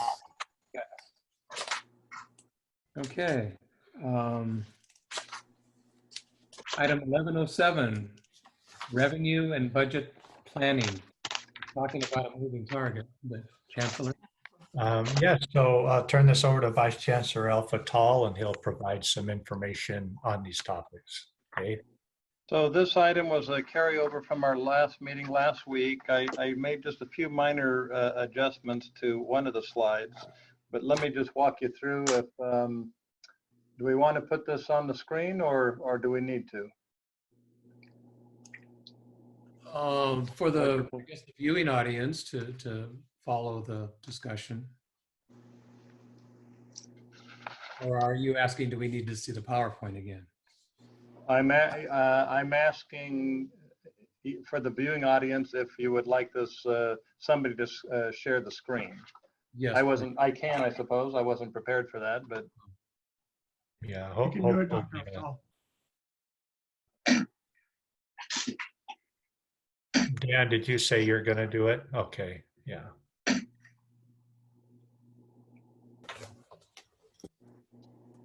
Okay, so this document is the most important point, I suppose, is the rightmost column. And so this is the adoption budget revenue projection that we expect will be pretty close to when we bring the adoption budget forward to the board in October. And when we brought the tentative budget, we had a discussion about those numbers were outdated and so on, but because of our timing of working through our governance processes, it really was difficult to have that changed at the time of that meeting. But we had given you information that it was going to change. So this estimate on the right side shows the total computational revenue of $163,143,068. You'll notice that number matches the leftmost number from the 1920 adoption budget. That number, by the way, is the hold harmless number that comes from 1718. You'll see the indicator, and actually the first column says 1718 TCR plus COLA, plus COLA, plus COLA. So that's the hold harmless number. And this district, I think wisely and prudently has budgeted hold harmless, not knowing what really is going to happen with those numbers and not feeling good about getting all this extra money. And of course, we've all lived through it, what has happened the last year and a half or so. To answer Trustee's question from a few moments ago, the hold harmless in the budget has been extended to 2 additional years through the year 23-24. So the hold harmless originally was through 21-22, but it's been extended through an additional 2 years. I'll probably talk about it maybe a little bit more later, but my caveat, and I think what we all need to be thinking about is, even though it's called a guarantee and it's called a hold harmless, it does not really mean that they're going to guarantee that to us. So they could deficit that based on what is going on with the state budget. So we will have to see what happens. It could happen, 2 years from now. It could happen next year. It just really depends on, again, on the state budget.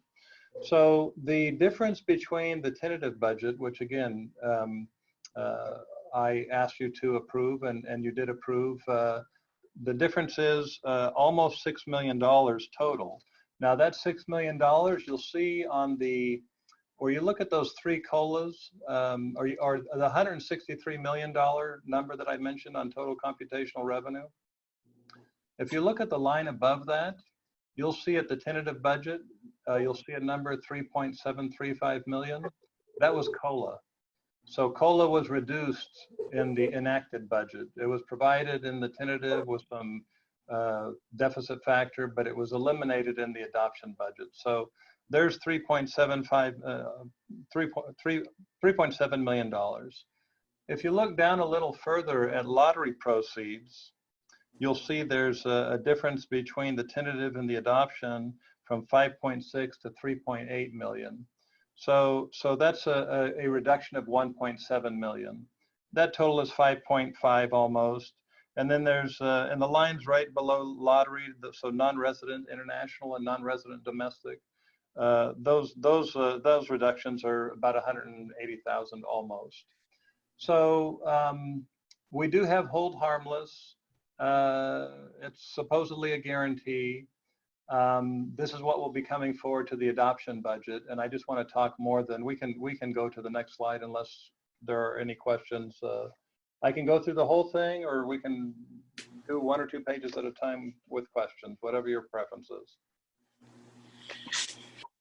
Dan, can you advance the slide? Thank you. So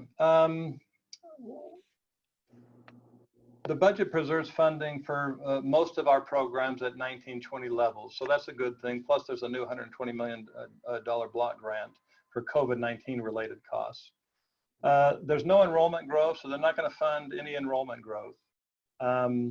There's no COLA, which I mentioned. Statutorily, that's a statutory calculation. COLA is 2.31%, but we're going to get 0.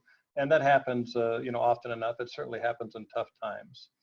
The deficit factor, which we mentioned earlier, was greater than 8%, but it's going to probably come in at around 2%.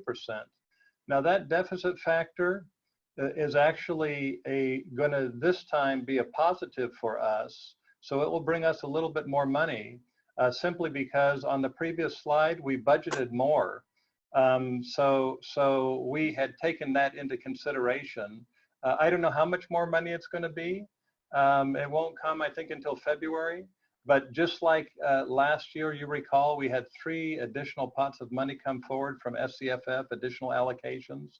So there will be some additional money here. I just don't know what the dollar value is going to be because they're talking about between 0.5% and 2%. So I think it'll probably be in that number somewhere.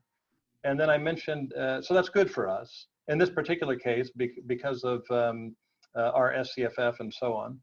The hold harmless is extended, I mentioned, and then of course there's a temporary reduction in pension costs for STRS and PERS. And for us, for our district, it's $2 million in the budget year, 2021, and it's an additional $1.3 million in 21-22.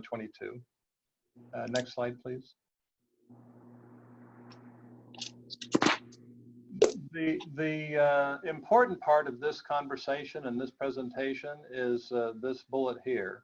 This budget that was enacted by the state relies heavily on spending deferrals and anticipating federal funding. The spending deferrals, I think a good way of describing that is they're giant. We had spending deferrals before in 2009-10, coming out of the December of 7 recession. We survived. They were big, but these ones here, this year, not so bad, but the next year, they're really giant. And so I think that, for instance, for our district, we may not have to borrow money to pay our bills during the current year. We may, we're going to look into that, and I'll talk more about that in a second. But in the subsequent year, there aren't going to be many districts that cannot borrow money to pay their bills just because of timing issues. And that comment comes from I'm pretty regularly, weekly almost, on either statewide or Southern California-wide calls, Zoom calls with the CBOs, and we're all talking about the same thing, and it's a difficult situation.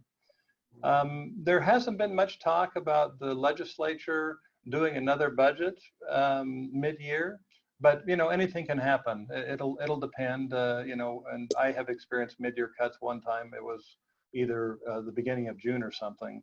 Your year's almost over, or it is over for all intents and purposes, and they say they're going to take money away from you. And then I just want to add also, because I know we have had various conversations about budget cut list and budget adjustment list and so on. And I was on a call with about 25 CBOs in Southern California a couple of days ago. And so I asked the question, and this question, we've been talking about these issues for the last 6 weeks at least. So I asked the question directly of, hey, how many of you have taken lists other than El Camino has made some cuts?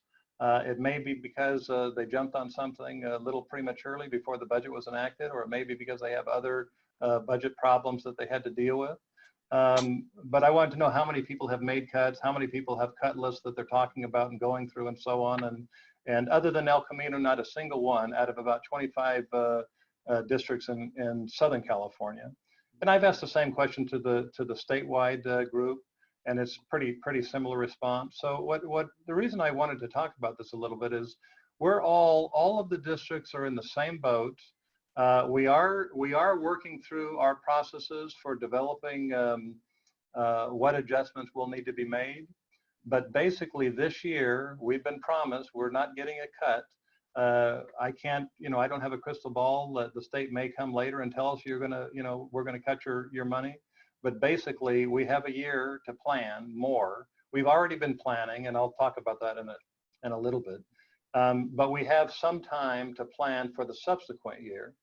And then I just wanted to also mention, so August 14th, which I think is Friday, there's the Chancellor's Office is having the state budget workshop. I think we all wanted it to be one workshop instead of a series of 1-hour things. So it's, I think, 9 to 1 on Friday.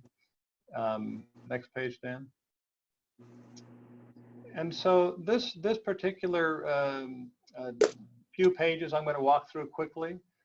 is just there was a briefing that ACPO, which is the statewide CBO group, put together regarding tax revenue anticipation notes, which is basically 1 year borrowing to get through cash flow problems. What was interesting is I've done 3 of these in my time as CBO. I've overseen 3 of them. And there were about, I think there were 90 folks on the call. Slightly more than half have done trans, and the other half have not, because there's a lot of new CBOs and so on.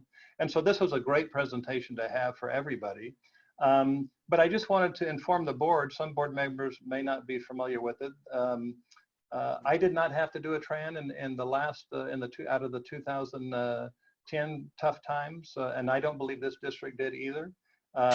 Simply because we were financially in a good position. Both of those districts were. But basically, there's a process that we will work with some finance folks to understand. We can do our own cash flows internally. K-12 is required to do cash flows. Community colleges are not. So that's one of the differences between regular budgeting in K-12. They automatically show up, but community colleges don't have to do them. We're not required. But under these circumstances, we are required, because it's a smart management thing to do, to understand if the state is going to keep an awful lot of your money that you should be receiving and that you're accustomed to receiving, we better have a plan for how we're going to deal with that shortfall of cash, right? So without getting into great detail, I just, on this particular page, and I took 5 or 6 slides from a much longer presentation that I thought would be helpful for the board. Basically, a tran is a way you can borrow money for 1 year. Generally, you're going to pay it back within 11 months. It's all based on your cash flow, how much you can borrow. So if you have strong reserves, strong finances, the bankers aren't going to just loan you money because you would like money. So you go through a process working with the finance consultants. The next, and it does cost money. You have to pay interest, and there's fees that you're paying for the finance folks. And the traditional reason is property taxes were due, and sometimes you didn't have enough money, depending if property taxes, what was happening with them. But this situation is different in that, bottom line is, we're not getting money from the state, and so where are we going to get our money to pay our bills? Now, normally you have to pay, I mentioned 11 months, because you have to borrow and pay within 1 fiscal year. With deferrals, you're allowed to pay over across fiscal years. Maybe not so important for you to know, but it's interesting for you to know. And then there's a few different ways of doing these. We can, as a district, do our own. We can work directly with some finance folks. We would have full control over the timing of the borrowing, et cetera, and what the rates would be, and so on. That's one way of doing it. I've done it that way. Sometimes you have to do it that way. I think I did it once out of 3 times. It has to do with you have some special unique timing issues that have popped up, like I think when the state did their mid-year cut in June, and you have to jump on it quickly and do it and get it done that way. The other 2 times I did it, and I don't remember the exact details about that particular time, but the other 2 times I joined a pooled program. So it happened to be the LACO pooled program, which if you go down to the next slide, here are the different ways to issue trans. So CSBA, which is the California School Boards Association, K-12, they pool financing and get a bunch of districts together, and the main benefit for that is that you can reduce the cost of issuance. The next one is CCLC. They just started doing something. Yeah, same page. Sorry, Dan. CCLC just started doing something recently. The next one is California School Finance Authority. Now that's the state controller's office, and so they're involved with all the bonds, like the facilities bonds that would deal with FPPs and bond dollars for agencies. They just recently decided to get into the trans business in that they can help save money because the state is the one who gives us our money directly. And investors who are buying these trans, they like the fact that the state will pay them directly versus the state giving us our allocation of funds, and then we have to pay for the trans, right? So it's a good way of bypassing a middle step or an additional step, and consequently, the state's highly interested in helping provide better value for all the cities and school districts and college districts, and we save a little bit of money that way. LACO's the biggest pool. They've been doing it for a long time, but you have to be in LA County to participate. And then the last row there is just the State Chancellor's Office. Basically, that column just represents that any district in the state, any college district in the state, can go out on its own and do a tran working with the bankers and underwriters. The State Chancellor's Office does not have a program, and nor are they allowed to borrow money. It's not in their jurisdiction. So those are the different ways of doing it. And if we can go to the next slide, the terrible thing is that we're going through deferrals, but the other issue is that interest rates are so cheap that, hang on a second, I have a number here I'll share with you. I got the number for the last week's presentation, so you give me a second. So to borrow, excuse me, to borrow $10 million, which, you know, we may ask for 10 million, we may ask for more, we may ask for less, and we may not be qualified again this year. It depends on all the circumstances. It costs about $25,000 in interest for a $10 million loan for 1 year for $25,000. That's not much. Certainly, there have been times when that rate was much higher, and even the rate that you're paying the bankers is not an inordinate amount for, you know, what we have to borrow and the reasons why we have to borrow. So those that should, I mean, at least I feel good about that. Now, who knows what happens when we get to that point of borrowing, what the rates are going to be at. But this was done July 28th, so it was pretty cheap money. The next slide, please. Before we're allowed to borrow, as we conduct our cash flow analysis, we need to consider borrowing from other funds that we have, but we wouldn't borrow from the bond fund. There's some funds that you wouldn't borrow from, but so our Fund 113, our Fund 114, I mean, there's different funds that we have available, and these ones here, you know, this is the example that was used. We have to build that into our cash flow analysis to see whether or not we have enough money to get through the year without borrowing money. And again, I don't think this year is going to be the problem year for us and for other districts. It will be a problem year for some districts, but next year for sure will be an issue. The next slide, please. And just the timeline, just to let you know, because of when these deferrals are coming and so on, August through November, we're going to actually start working on this a little bit more than we have within about 2 weeks. We have a little bit of time, but the board should be prepared that if we're going to borrow money, I'll at least give an update, but if we're going to borrow money, we would bring a resolution to the board at the December board meeting. And then you see the timeline, you know, after that. But so there's work that we have to do in the next couple of months to prepare and at least let you know whether we need to borrow, which again, I'm not sure we're going to be in that place for this particular year. Next slide. And just, you know, just for our planning, this, as you know, this is crazy times. There's a lot of work going on around COVID at the campuses and at the district office. And unfortunately, all the regular work doesn't stop. So everybody has just had a whole slew of workload added on top. And some of that is there's cost savings, and some of it is there's additional expenses. But here are some of the issues as we move forward that we have to think about and plan for, even on enrollment management. So we have this guarantee, we have no growth funding, but we need to, and we have 3-year SDFF implemented 3-year rolling average for FTES. We don't want to let FTES fall off the cliff. We want to make sure that we serve students, we serve the community. But then there's the other question is what students are going to be coming and how does that impact, you know, what we're doing and so on. And I think, you know, overall we shouldn't be, we need to optimize our capacity for teaching with how many students we have, but we also at the same time need to make sure we keep our enrollment up, and there's timing issues with all of that and so on. Next slide. And you've seen this slide before. There's just a lot of work to do and a lot of things to consider as we go through and plan for the process. And then actually, before we get into go to the next slide, Dan, that's fine. But before I start with this, are there any questions that the board would like to ask? Why don't we get through this last slide here Okay. and ask for questions? Okay, so on the 2021 year that just started July 1st, I've changed the slide a little bit from the last time you saw.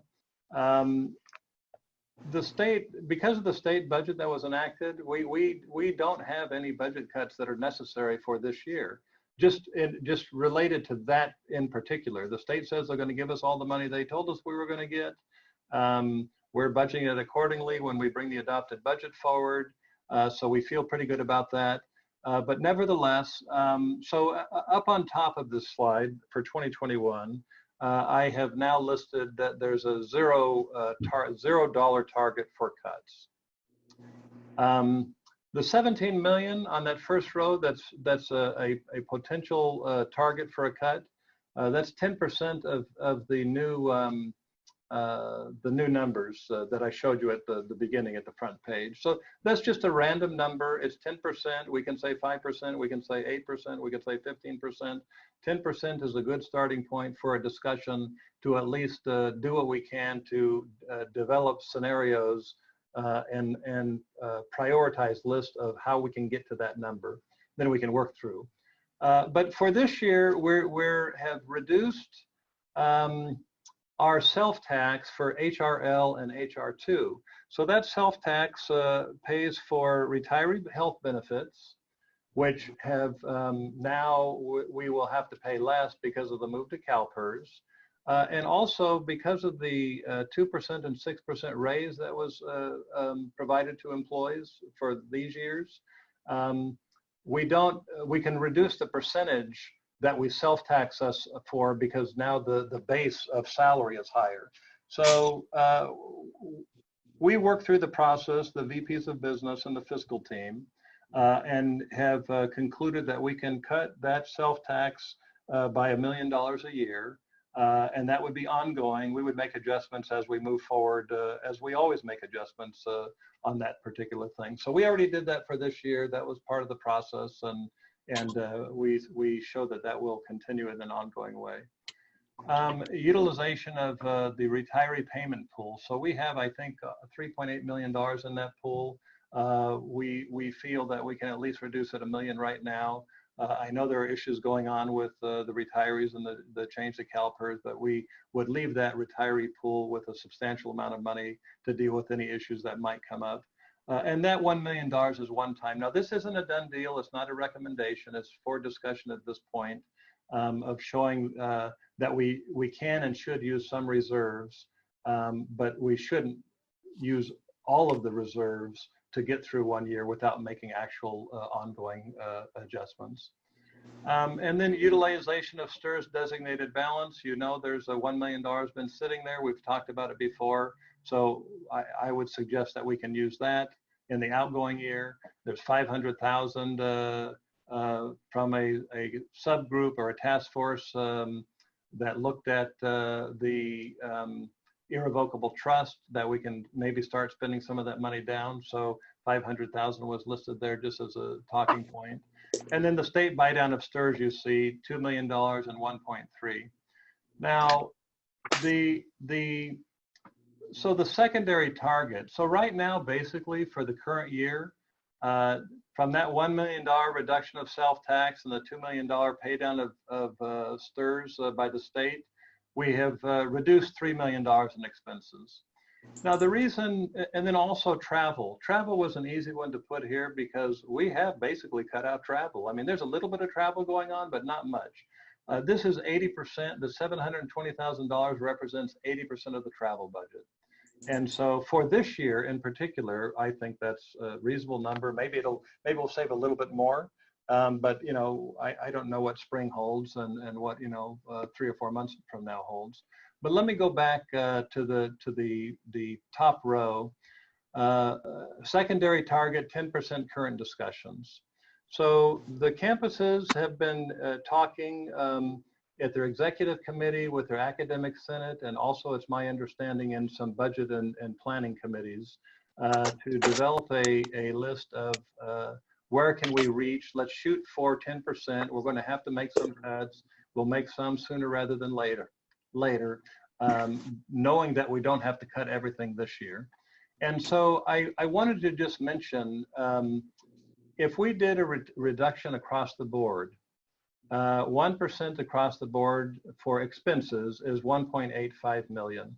Now, if, for instance, we decided, the board and staff and so on, said, well, we need to hit a number of, in the second year there, 12 million. Well, you can do the math and you can say, well, let's just cut everything across the board, you know, 6 or 7%, whatever that is. But I don't know what those across the board reductions are going to be, because those are going to be, the campus is going to have a top level number of, let's say, you know, $4 million at one of the campuses. And they're going to figure out, well, we're going to develop $4 million in adjustments, but we're going to do it strategically and targeted, not just by cutting everything across the board, you know, that percent. So that's why that's blank there, but I wanted to give you an idea of what 1% would be. And then also standard carryover of 2%, planned carryover above 2%, and contingency.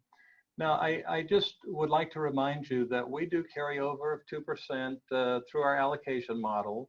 And then we sometimes have asked the board to allow additional carryover. Now, that happened with the FCFF dollars this year because they came to us late. And rather than it falling into reserves, we felt that it would be good for the campuses and district office to maintain that money to help mitigate future cuts, right? The same thing is going to happen when I mentioned the deficit of 2% possibly, and that it's going to be actually better for us. That money is going to come to us. I don't want to say like manna, but it will come to us. And so in the adoption budget, we will ask to be able to set aside to help mitigate future cuts so that you don't have to get into personnel cuts. I don't know what those amounts are going to be because we don't know what the carryover is going to be until the end of the year. Basically, we might have an idea as we estimate throughout the year, but we don't know. It depends on a lot of factors of what people are trying to save and so on. Contingency, same thing. Contingency sometimes are budgeted on things and sometimes they're not. So I don't know what that number is going to be quite yet. And I just will, without going through all of the rest of these lines, I would say a couple of things. One, I didn't put on this particular preliminary chart that, well, if we save this money in the first year, that's going to carry over to the next year, because this isn't looking at all expenses. I'll tell you right now, I'm sure you may not realize, but we have a budget problem with police, because a lot of their revenue that funds their salaries comes from parking fees. We don't have anybody coming to the campus. There's no parking fees. That we're still working through that process. Matter of fact, I have another meeting tomorrow morning about it, and we've spent a few weeks, you know, maybe a little longer, dealing with this of how are we going to cover that. We might cover it. We might ask to recommend covering it using some reserves and some district-wide and some contingency. We're still going through that process. Some slowing down vacancies, but the dollar value for that is between I think 1.65 million and $2 million of money that normally comes through parking receipts that is not going to come. And so there are costs like that. That's a big one. That's a major one that, you know, we're working through the process, and we will have a recommendation that comes forward, you know, to the board at the adoption budget for sure. But again, I think we'll have a solution within the next couple of weeks, few weeks of how we want to proceed and what we want to recommend. So then the only other comment I would make, I think, is, you know, our costs are 85% personnel.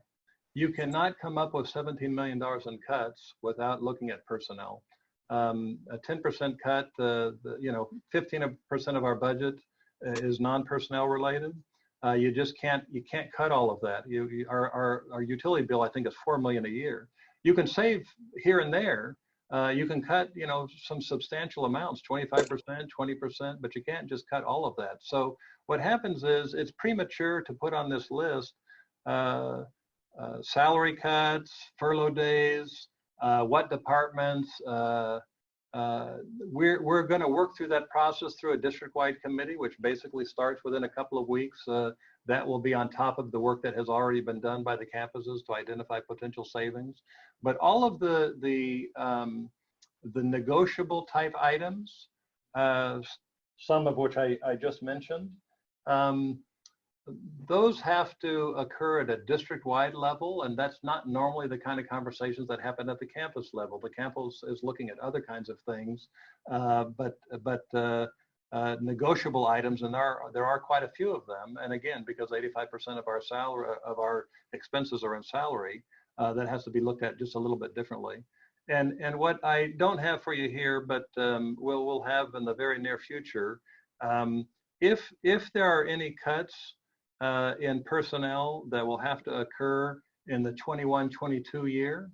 The issue is you will see some list in December, I would say, because if there's going to be any March 15th notices, I would prefer to bring them in February for the subsequent year, right? Not for this year. And you need to have time to see them and weigh in on them and so on. And so we will bring forward some lists. And again, I think the categories that are listed here, those are good broad categories, that there will be some other line items that come underneath those as we move forward and present you with the information and work through the process through committees. So I think maybe I'll rest for a moment and answer any questions you might have.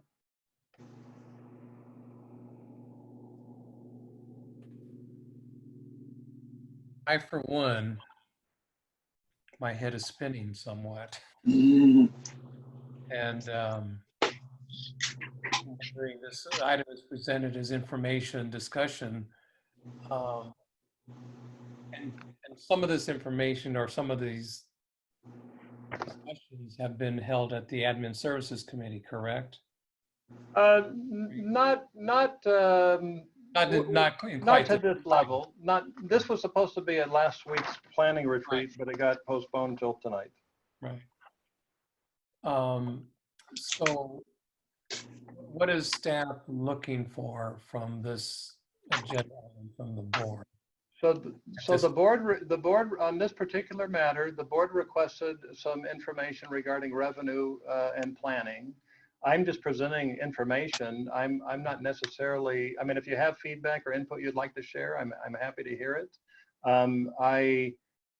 For instance, if you were to say, hey, Dave, that sounds great. Can you give us some kind of a calendar that we can at least know what's coming?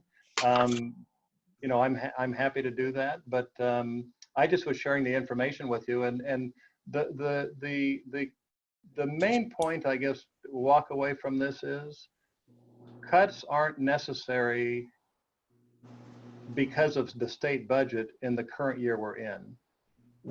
None of us, all of us I know are thinking about what's coming next and when is the other shoe going to drop. We need to plan, we need to have a strong plan, and we need to be able to take action for the subsequent year. Because if we're going to have to make some major adjustments in the subsequent year, the state can't keep, well, they can defer year after year after year, but it's like, you know, kiting your checkbook or kiting your credit cards. Sooner or later, you have to pay the piper, right? They can't do that forever. And so we need to make some adjustments, I'm sure, for the subsequent year. Some of that can use reserves. Some of that needs to be ongoing adjustments because reserves are one-time money, and it's not going to, we're not going to be able to get through it, you know, for forever. just spending reserves. I'm saying we don't have to make cuts this year, but we darn better be planning for the subsequent year, because chances are we will need to make cuts in the subsequent year. That's my crystal ball for whatever it's worth, but who knows what's coming. Okay. Chair. Trustee Kennedy. So at the CCCT meeting last month, there was discussion of the possibility of a mid-year cut, because we don't know what the tax revenues are going to be. First of all, because of a potential downturn in the economy. I mean, the second quarter was 32% in the GDP. Right. But secondly, just because they're waiting for the deadline to file your taxes was moved from April to July. And of course, people can still file as late as October if they do an extension. So there wasn't an answer there. And so Dave, was there anything discussed about what would happen if there was a mid-year budget cut? Well, so a mid-year cut has been discussed by the state chancellor's office and by the Department of Finance. You know, all of us have heard that. That was a big deal while they were going through when COVID first hit. And I informed the board, as a matter of fact. I passed the message along that said, well, there's a chance that there's going to be 2 or 3 mini budgets coming after the adoption budget, which would take all this new information into consideration. But most recently, your CCCT meeting was a month ago, you said? Yes. Yeah, I would say within the last month to 6 weeks, the state chancellor's office is saying, no, it doesn't look like there's going to be a mid-year cut. But of course, I've lived through 2 or 3 mid-year cuts, so I know they can happen. And the issue, so that it's possible. But I think from the CBOs, and I don't know about CEOs, but from the CBOs, it's sort of off the table at the moment. But I realize that could change at any time. So okay. The issue is, there are things that we are doing, like I mentioned already this year, that have made some adjustments to the budget already. And as we put the budget together for October, we're aware that there might be mid-year cuts, although it's not told. And I would also add, by the way, something that's interesting. I've been doing this for almost 20 years now, same job, 3 different districts. The legislature, just like they did with deferrals, they're not going to let everybody go down the cliff, right? They're going to come up with some legislative solution. Sometimes it's not necessarily great, but it solves some immediate problem for the legislature, and it continues to send us some money. I'm not expecting a mid-year cut, but I wouldn't be surprised if it happens. But maybe I'll hear something different from the budget workshop on Friday. But the last 4 to 6 weeks, it has been off the table from what we're hearing from my group. Oh, and Chair Perez. Yes, Chancellor. Although, let me just say quickly, after the Chancellor, I did see Trustee McKay had unmuted herself, and then Trustee Chancellor as well. So also with regards to any mid-year cuts this year, what Vice Chancellor El Patal presented really didn't address use of any of our reserves there. And if we do get mid-year budget cuts, that's one strategy we have there. Fortunately, we have some reserves that could tide us over should something like that come up, in addition to the other things we can do. Thank you. Trustee McKay, did you want to say something or ask? Oh, Trustee Chancellor can ask this question. It sounded grimmer to me when the league finance person and the state chancellor's finance person last Thursday were talking about this. They were really concerned about, we don't get backfilled with Prop 98, and they were kind of expecting a pretty grim, it was looking grimmer. So we'll find out more, I guess, in the next couple of weeks. Well, my last meeting, I think, was on Wednesday. So apparently you heard something after my meeting. They all came from something on Thursday, because one of them even arrived to the Zoom meeting late because he had come from something. So the news isn't getting any better, that's for sure. Right. Yeah. Trustee Chancellor? Okay, I got a few questions. I try to phrase them as sort of yes, no's, just for sake of time. I don't know if I should address them to the Chancellor, to Al-Fattal, or Dr. Al-Fattal, but so first one is in regards to the home hold harmless in regards to enrollment or connected to enrollment, or FTES. Did I hear you correctly that we're going to be funded for 3 years? Even if enrollment drops, we'll be funded for 3 years or 2 years? We will receive the same dollar value of 163 million through the year 23-24. Okay, well, that's good. Regardless of FTES, but again, my disclaimer is, if there's a deficit, the state can say, we don't have enough money to give it to you. Yes, we promise you, but now we're going to go back on our promise. So that's possible. Sure. Okay. Thank you.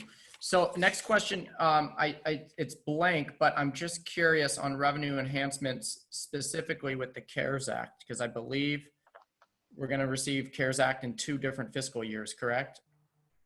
We've received it, well, we can spend it, I think, in 2 different years. We've received it already last year and this year. Right. Is there an estimation on, because I can't recall the numbers. I know it was in the millions, but on the revenue side. Thank you for the question. So we received the first 2 CARES were like $12 million, or maybe it was 12.9 million. Half was for students and half was for institution. The reason I didn't list it here, Trustee Chancellor, is because some of those dollars are being budgeted. Right? The student money you can't count on. That's already gone to students. So I don't know everything for this particular list of what's been budgeted. So there's a lot of things that we don't want to send the money back. So we're budgeting the money. So it may be budgeted because the purpose of that was to take care of things you had to buy that you weren't going to have to buy if it wasn't for COVID, right? So so it might be a net, it might be a wash. I don't know the answer, but that's why I didn't list any numbers. Okay. Thank you for that. One line that came up in travel, and when I heard you mention the 720,000, I think you said it was like 80% of travel or what have you. Yes. That's a result of COVID and people simply not traveling, correct?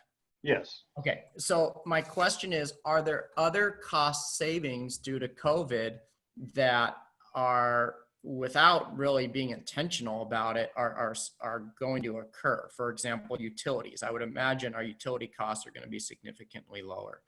And I guess that question also leads into, are there opportunities for us to reduce expenditures based on needs? So for example, you brought up police services and, and for example, I know we have a large team of parking enforcement agents or, officers and even police within our police department. Are we planning to fully fund all positions that may in fact not be needed? I mean, whether it's police services, or another example could be library, right? So I know the libraries are staying open and there's still, students are utilizing them digitally, but there may or maybe not be opportunities to reclassify, I don't know if that's the right word, but reposition or fill vacancies with individuals that maybe are not needed in one area and can backfill a position where there is a vacancy. Because, we still are hiring. In the report today, I think it was 45 people went through orientation and what have you. So I'm curious if there's, and I know I said I'd ask yes, no questions, but I'm curious, I know, and I'm sorry, but I'm curious if there's other opportunities for savings on the expenditure side as a result of COVID. So I'll try to give you a brief answer, but there are, I'm sure, this district in particular, but I think all districts that are under these circumstances are not going to waste money and say, well, I got to spend it just to spend it, right? So There are also some additional costs, however. I don't know on electricity, by the way, I agree with you. We had a discussion about that. There may be savings, there may not be savings. We'll have to see after a few months goes by and see what happens. But yeah, intuitively, you think that there would be, but you know, we'll see how that goes. Regarding police, for instance, I think that's a good example. So we don't have a full cadre of ticketing people, by the way. And that's a discussion I'm having tomorrow, actually. So there haven't been a lot. There are some, but there haven't been a lot. But yeah, do you need them to do the work if nobody's on campus? But if people are going to be on campus, you know, a month from now, do you want to go through that process? But there are vacancies in the police force, let's say. And so the issue is we can afford to leave them vacant for a few months or for 6 months to help offset that deficit of parking revenue. And so we are doing those things. The campuses are doing those things. And my overarching comment would be whenever these big recessions come like this, or these big economic challenges, I can tell you the 3 districts that I've worked at, including this one, we have all gone into cost savings mode immediately. And I think that's what you're going to see when this year ends, for the reasons you're asking about, you know, those particular areas. Well, everybody's doing those things because we know what's coming, and we want to protect programs, and we want to protect employees. And so we're going to save as much money as we can. You're going to see a bigger number probably coming to the bottom line when the fiscal year ends. But it's because people aren't spending money, and we're cutting wherever we possibly can as we can. So this district, which has been fiscally conservative for a long time, and this county has been fiscally conservative for a long time. I think you're going to see that automatically. But we also are looking at what contracts do we not have to approve? How can we renegotiate? Another one, aside from I forget the travel memberships. So we have all kinds of institutional memberships. Well, do we, would it be better to save? And I don't know the number off the top of my head. Maybe we spend $50,000 or $90,000. Do we need them all? So we're looking at all of those things. And if mid-year cuts come, we certainly will have some amount of money saved from either one-time savings because we decided to stop spending on particular things as we could. Or they might be ongoing savings because we're looking at all those things. And I think my only comment is, I agree with what you're stating, but I think in this recession is a little unique in a sense because there's also COVID involved that could impact some of our expenditures, right? So, right. And I get what you're saying with vacancies in the police departments, but then there's the reality that do we in fact need a full police force that we currently have on the books to patrol and keep our campuses safe when, the overwhelmingly majority of students are not on campus. So I guess I'm kind of bringing those two worlds together instead of looking at them separately. So, but that's all. Yeah, and I would knowing that there's people listening to this particular conversation, I just would comment. And the police, I brought it up as an example, and we've elaborated on it. But I think the other thing about employees, we also have to be careful that we don't make decisions for a short-term benefit of savings. And that could be for academic programs, for instance, or police, either way. So it depends on how long COVID lasts, right? And it's a balancing act to get through, but the board's input certainly is going to be important as we go through that process. And we also will have district-wide, committee, task force looking at those kinds of things and developing a good plan for moving forward. So.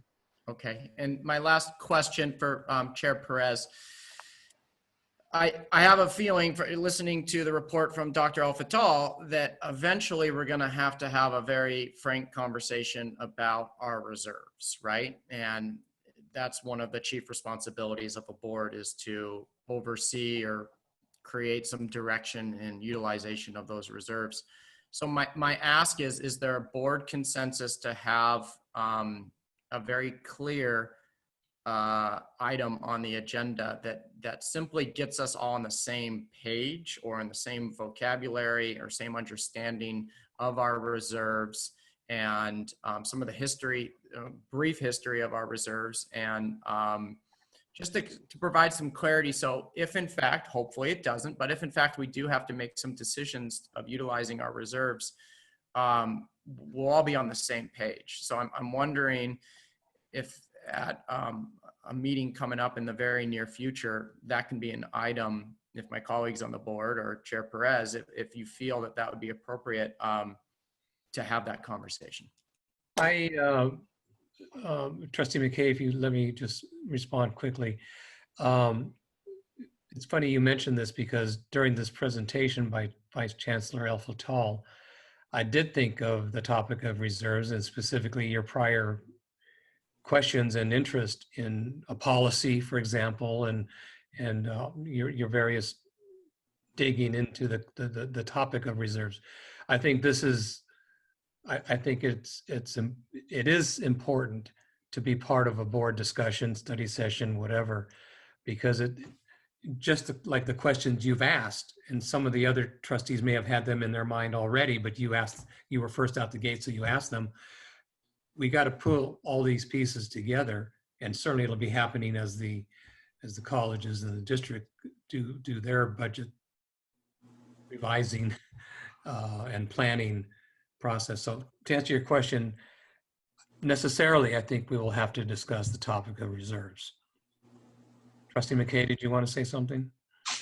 No, I just, I wanted to invite everyone on Thursday. The trustee webinar is going to be on budget, and they'll probably it's going to talk about the use of reserves and some things like that. So for those that can watch it live, it's at at the usual time, lunchtime on Thursday, but they also tape it. So just it'll have more up to whatever's up to the minute on Thursday that isn't tonight. So 2 days newer information on Thursday. Yeah. So I hope that answer was initially satisfactory to you, Trustee Chancellor. Yes, I agree with you that an in-depth conversation amongst the board on the utilization of reserves, and I'll work with the Chancellor and Vice Chancellor also to see, okay, how do we fit this into the information that will be still compiled? And again, my deep frustration is it's a moving target. I've said that too many times tonight, but yes, that's one of the pieces that need to be melded into the whole equation. Chair. Trustee Kennedy. So I understand what Trustee Chancellor is saying. I just think that this will come through time. The colleges, for example, they still have security. They have to have officers there. The cadets are the ones that give the parking tickets. They're cadets, and so they're not full-time employees. And so the college, and what Dr. El Fattal said, colleges are going to take the necessary cuts they have to take. The issue, I think, is we really don't know where there's going to be more expenses. So with online, with how much are we going to be utilizing more costs for technology, for professional development. So the priorities may change, but this kind of change may actually, in order for us to give a quality education to all of our students, may actually cost us more in some areas and less in others. So I would hate to see us have a meeting where we have 3 or 4 subjects all be put on the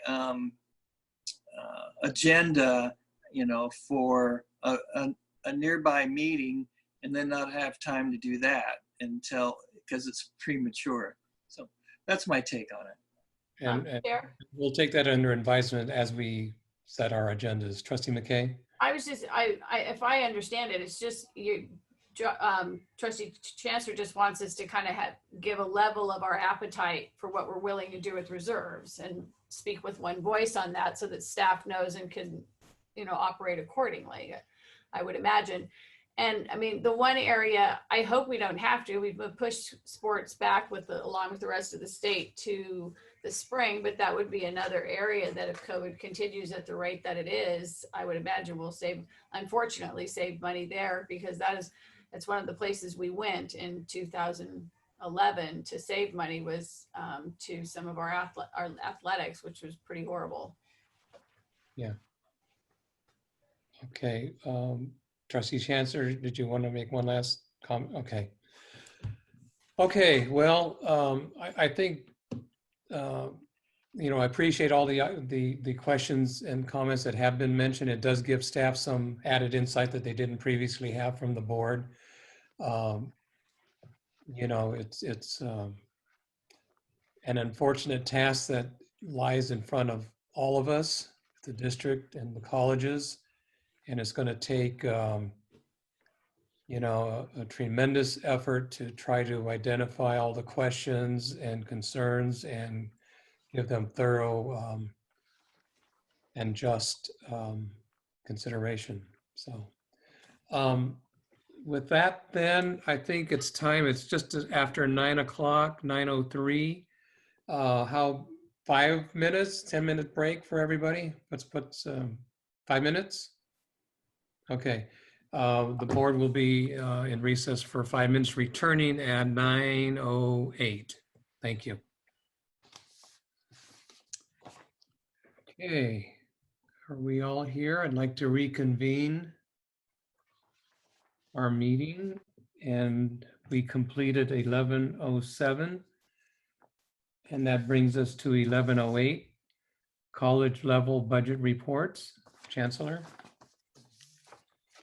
Yes, so with this item, Vice Chancellor Al-Fattal, has really worked with Vice Chancellors of Business, DCAS, and the Business Services staff over the last 2 years to increase the college level budget information in the tentative and adopted budget document. So as far as general fund dollars, the district level and college level budget detail is now the same. And then we've added in much more detailed info on the 113, 114, and other specialized org charts. But there's also been interest in the board for more college level budget details. So Vice Chancellor Al-Fattal and the vice presidents from the colleges have developed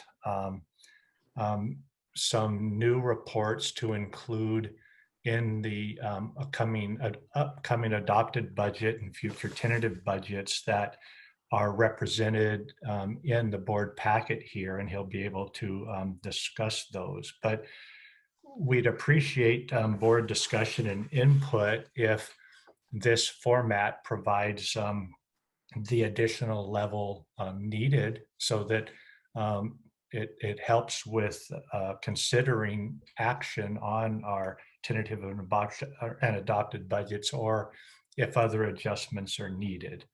The adopted budget will be coming to the board in October, so we do have time, of course, to make any additional changes in order to support the board with information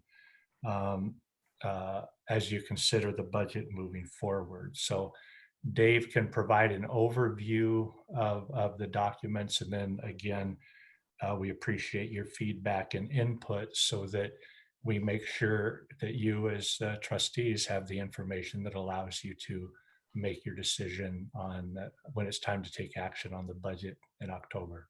Dave? I just would make a couple of comments. One, and you've heard me say it before, budget reports, the beauty is in the eye of the beholder. Some folks want more, some folks want less. There's all kinds of different ways you can do it. These documents, and there has to unfortunately be often, and I'm not saying this in a negative connotation, data manipulation to put it into a user-friendly format that's understandable. And so this particular format we felt would be helpful. And actually, Trustee Chancellor had mentioned one time about when we were talking about the tentative or adopted budget, that there's a listing of expenses under district-wide, I think he was commenting, and he had just made a comment, hey, can't we get something like that at least? And so for each college, this is broken down by 4 major categories: instructional services, student support services, institutional support services, and then college-wide contingency. And so it's the same for each college. And you can see, you know, what the budgets are for. These are not, you know, at the end we would have, you know, expenditures at the end of the year, but this is for budgeting purposes. And so I just would like to, well, actually, let me make one comment. If you turn to page 177, I just would like to make this comment. There's an asterisk there in the middle of that page. That asterisk, excuse me, refers to, when you get to the end, which is page 178, there's $11,295,000 for part-time faculty and hourly instructional costs within that number of 11,823. Now, I'm proactively making the statement to you, this is typically how part-time faculty are budgeted. So we know how much money we spent last year for part-time faculty in aggregate. So we put it in a pool because those positions aren't guaranteed. There's not a position control number for them, et cetera. And so the way that we do it here, it's one of the VPs, instruction or student support, that budget is assigned to that particular location. And then when the college goes through the process of what sections are going to be offered, then those dollars get budgeted into the proper discipline and so on. And so they get expended from, you know, from elsewhere, but the budget starts out here. So I can't tell you, for instance, from the budget, how it works is, well, there's some part-time faculty that, you know, when they actually are doing the work, when their sections are assigned and they're being paid, they're going to be spent out of different disciplines. You're not going to see it because of the way the budgeting happens at this point. So that's just an example. You might have had that question when you saw the asterisk. It would be highly difficult to do it a different way. But anyway, I'm happy to hear your comments and feedback as we try to improve the process for you, or the reporting for you. Okay, so as I best recall, Trustees Chancellor and McKay were the ones that, and Torres, were most keenly interested in seeing some additional college budgetary information. Trustee Chancellor, you're first out the gate again with unmuting yourself. Faster than me. Yeah. Okay, thanks for the opportunity. You know, so seeing these budgets, like all sorts of questions come about, but I don't think it's the appropriate time. Definitely not now at this board meeting. Yes, all right. But here's my question, okay? Because I heard you, Dr. Alfatal, mention these are new reports, correct? Correct. Okay, cool. So my question's on the oversight policy side of the house, and this would be for the chancellor. So prior to these reports, what data or what type of report did the district review when they're providing oversight at our 3 colleges on their budgets, right? So, oh, go ahead. Sorry. Well, that's my first question. So I'm curious what's been past practice in existence and what currently is out there. And I appreciate this new report, but that's my first question. Sure, I'll answer it from the chancellor level perspective, and then Dave can answer it from his perspective working with the vice presidents, because at the chancellor level, you know, I look at it as the college presidents with their vice president teams are responsible for managing the money that they have at their colleges. So I'm supporting the process with the board in approving the money that's going through the allocation model that's distributed to the colleges. The presidents work with their team that includes working with the governance groups, such as their finance group, the academic centered on faculty staffing priorities, classified centered on classified staffing priorities, to be setting priorities, managing their budgets, and not overspending. They're required to spend within their budget and then be able to show and talk about what they've done at their colleges, what objectives and goals they've met that align with their college goals and the district goals. So I'm typically not looking at the individual details that you have in front of you as a board right now. I'd be looking at the high level side of things at the colleges, and are they spending things in line with our policies and administrative procedures, and are they contributing to us having good audits through the audit reviews and managing their colleges in a fiscally responsible manner. But I'm not into the details of how much is going into student services, how much into instruction, how much is into the different disciplines there, unless there's some issue that come to my attention. Now, Dave may get into it at a different level than I do, but Dave, you can expand there, because I know you're working with DCAS and all the other. Okay, before Dave adds anything, there's one thing I just would like to get clarification. You mentioned so are the three colleges audited? No, the district is audited. There are programs and practices that are audited at the campuses, but it's one audit. It's a district audit. So they're reporting on the district, not on each campus. Okay, so there's not a college budget that per se is reviewed from an outside entity or a district level to make sure that it's following what the colleges say they're doing. I mean, I guess I'm just seeking some oversight, and I'm wondering if there's a layer of oversight somewhere along the pipeline before it gets to the district audit. They look at cash practices, for example, like how do they handle their cash from a basketball game, or those kinds of things at the college level that I remember from studying the audit reports and when we looked at them when we used to have audit committee. And so they look at practices at the college level where over the years in their history where things have gone wrong, and so they tend to go test those places. Okay. If we were a single college district, would our single college audit go deeper than what our district-wide audit does? No, and I came from a single college district. I was there 7 years. It's the same. Let me just make a couple of comments to dovetail with what Trustee McKay was saying. So they do look at cash handling practices.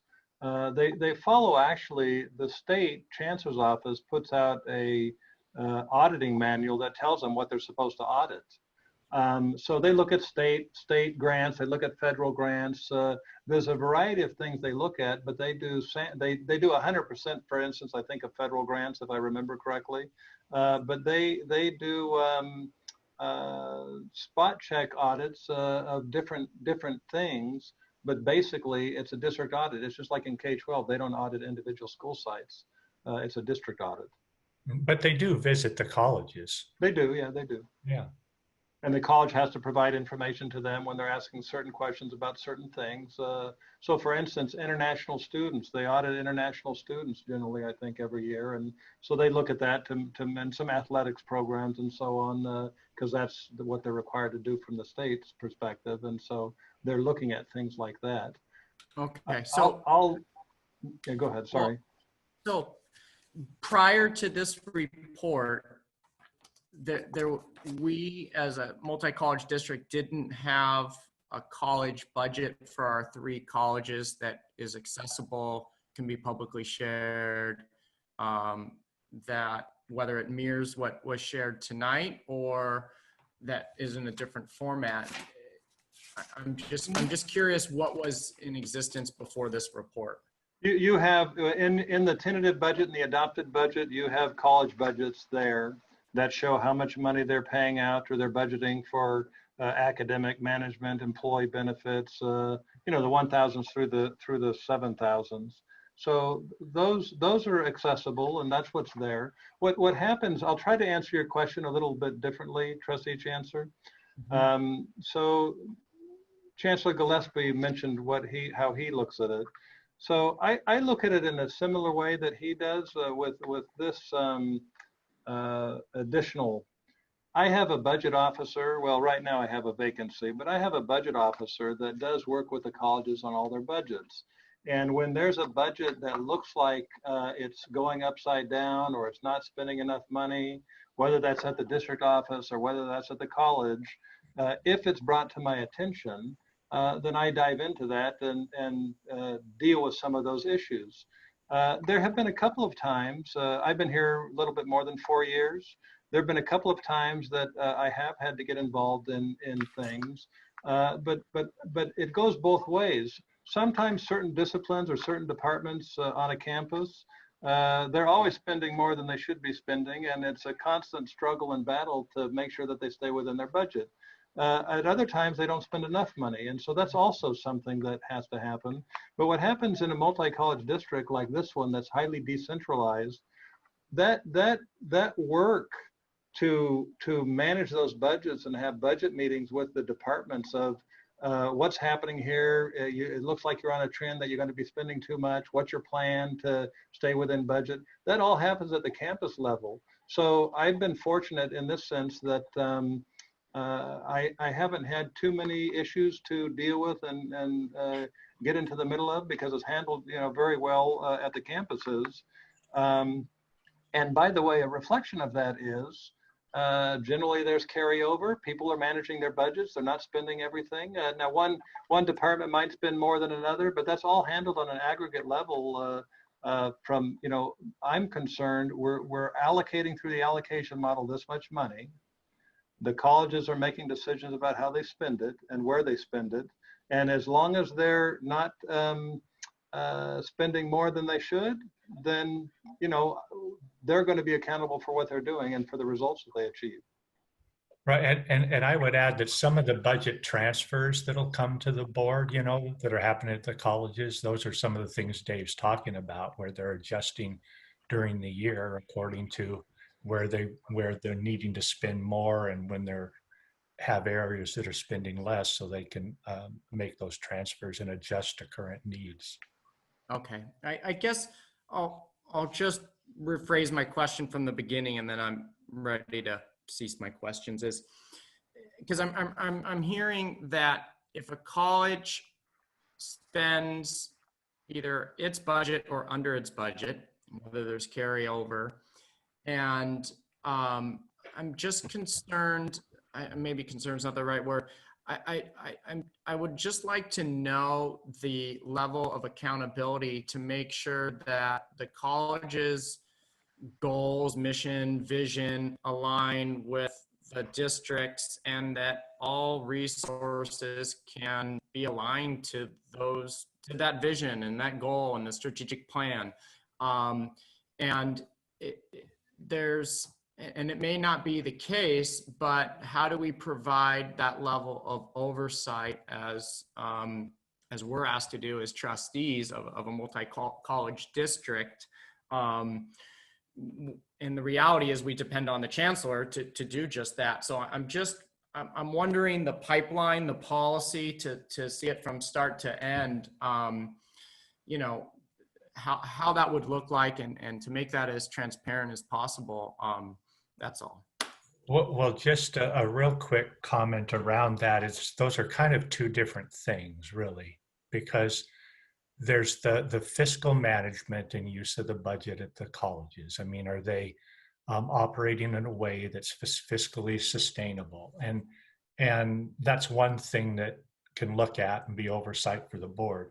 The other thing is the college has goals. We have district level goals, and we can assign metrics to those. In other words, if we have the goal of wanting to be increasing our degree completers, is that happening?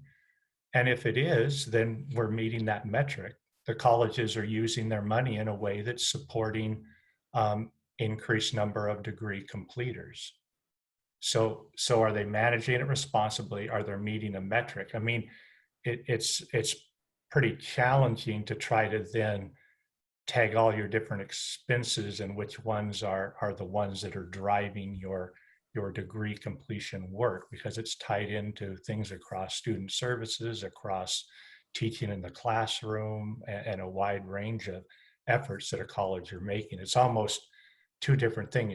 It's getting metrics on, let's look at what the board and district's real goals and objectives, what needles do we want to move, have some metrics with those that we look at, and then monitoring, are we doing that within the resources that we have available?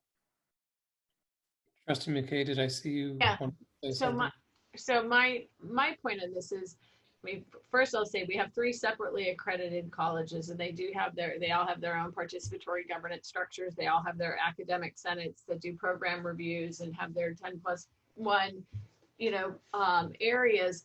And so they do a remarkably good job at,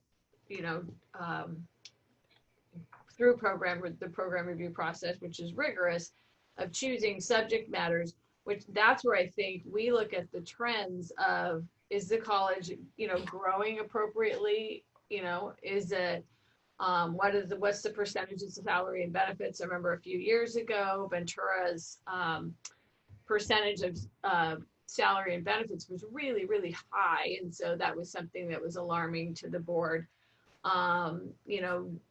It's watching Ventura's FTES slide and go from a medium-sized college to potentially a small college was a trend we were watching. Looking at the audit recommendations, on cash or anything like that. And then again, monitoring the outcomes. Are the students what are their completion rates? And then it does need to align with policy. I mean, if as we've stated, we really want to see robust cultural diversity curriculum, and that's part of our policy, then we have to hope that the college presidents, through the governance process with the academic senates, figure that out, the curriculum of what that means. And then, but we even watch, enterprise funds like we have with the Child Care Center at Oxnard, and I think those are the overarching oversight trends that I was talking about that we need to always kind of keep watching to see where we're going to be in trouble if it keeps going the way it's going. And but I think it is it's hard as being on a trustee on a board with 3 separate, 3 different, whether it's 3, 4, 9, or 2 separate, completely separate accredited colleges, because it's you're almost distanced from them as opposed to being a single college board. And we've talked a lot about this at CCLC. How do we bridge this gap where we feel like there's a layer between us and we want to know what's happening at each college without diving into the weeds because we've never come out. So that's when I refer to trends, those were just some of the trends that I, think that we should be looking at. Not necessarily need to know exactly what's being spent on journalism versus business management or accounting or opticianry until it's recommended for program reduction. Then that's when we're going to look at it, because that's when our boardroom fills up with all the students that want to take that program and it's being recommended for elimination for budgetary purposes.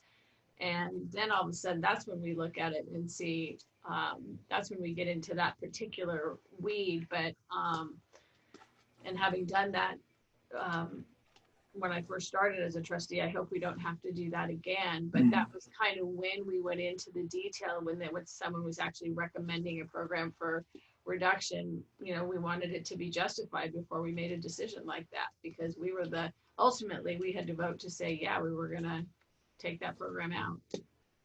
No, that's really helpful. And I just want to say this, just to clarify, I'm not looking to get into the weeds of the college budgets and to provide that level of oversight on the college budgets. My whole goal on this was to just ensure that the district itself was doing that, and what they, in doing that, what tool were they using, right? So to make sure that our colleges are running as fiscally sound as possible, but also, you know, I don't know who it was years ago, they said if you ever want to find equity in a public institution, especially in education, it's in the budget.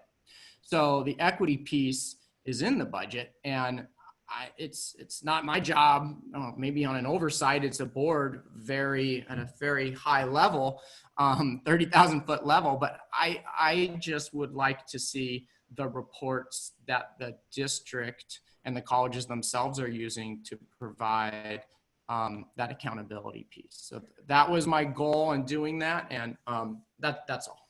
Thank you. Yeah, and before I call on you, Trustee Torres and then Trustee Kennedy, you just hit on a good point there, Josh. I think it's up to the board to identify the right questions that we want to ask to ensure that your questions are answered, or your interests and questions are answered satisfactorily. Trustee Torres? I just wanted to just add, as we're looking into setting our strategic goals, into setting our policy, knowing the college budgets, it's a reflection of their values. And so a lot of the times, right, I hear it because we're a multi-district, you know, it's difficult for us to be involved in the college work, but we only have 3. And what I mean by that is, I think there's a lot of trustees, it's important to be able to be present and to understand our schools. I know that K-12 trustees will visit the different schools to get to know what they're doing, to be supportive, because it's part of who they are. And I think in terms of the budget, we're able to see what the values are of each college, because the budget is a reflection of your values. And so it allows us to see what those goals are. But specifically for us, it allows us to be able to do our work as trustees, which is basically board policy, look at our strategic goals, and being able to do that work. And so that's where I see the value in it. And I'm glad we're having this conversation, because that's how we work together. Each college will have different goals, from what I just heard the chancellor mention. And I want to be able to support those goals. And I think by looking at the college budget, it just allows us to see a little bit about who they are. And so I'm glad that this was presented to us. And I'm also interested in knowing how past practice has been done, because that allows us to see, okay, this is something that we're really good in. Is there other areas that maybe we need to improve on a little bit more? And so I appreciate this conversation, and I just wanted to point that out, that I think it's important to be able to look at it from that oversight, but also more than anything, that supportive piece. So I appreciate being able to continue this conversation and looking more into how our colleges are doing, and looking at the budgets, because that's where equity will also come in. So I know there's the participatory governance, but at the end, right, you look at what you're funding and how does that look like. I'm interested, you know, there's different students that might not necessarily be involved with Associated Student Government for different reasons, because they can't make it to meetings, because they have other needs. I just want to make sure that there's things that we're looking at it and addressing all of our students. We just passed right now an accessibility resolution that we're looking into our students that need those support. So I think that it says a lot having these budgets from the colleges. Thank you. Trustee Kennedy? So I'd like to applaud Trustee McKay. I mean, she explained it so well that I'd love to print that out and put it in a training manual. I mean, that's exactly right. And I'm glad that Trustee Chancellor and Torres explained what their purposes for wanting to know more, because I wouldn't want the accreditation people to misunderstand why some of these questions are being asked. I did find it was interesting to see each budget line item for instruction, but I wouldn't want the accreditation people to think that this was a top-down organization. The purpose of shared governance is, bottom up. The people there teaching the classes, giving advice and counseling are the ones that really know what the students need. And I really loved Trustee McKay's explanation about how you go into it when it's obvious that something is not working as the way it should. So we got to get that printed by Trustee McKay, what she said. Thanks. You can watch the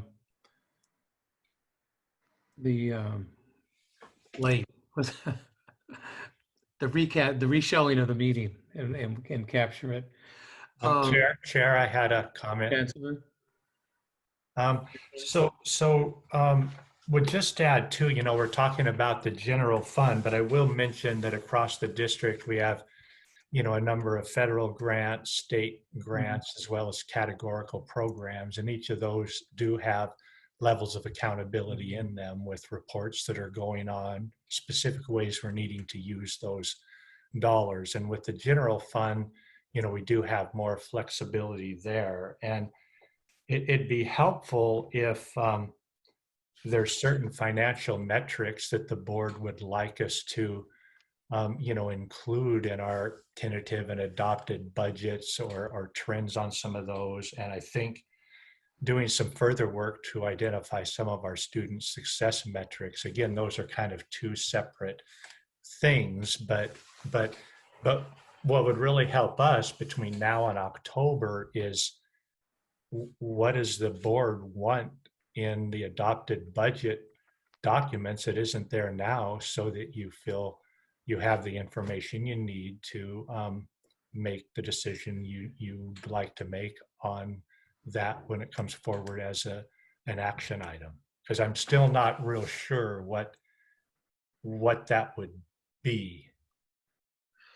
For myself, in response to Trustee Chancellor's question, Vice Chancellor Alpha-Tall said that the information is provided. It's provided, the college budgets are provided in the tentative and approved budgets. I mean, the information is there.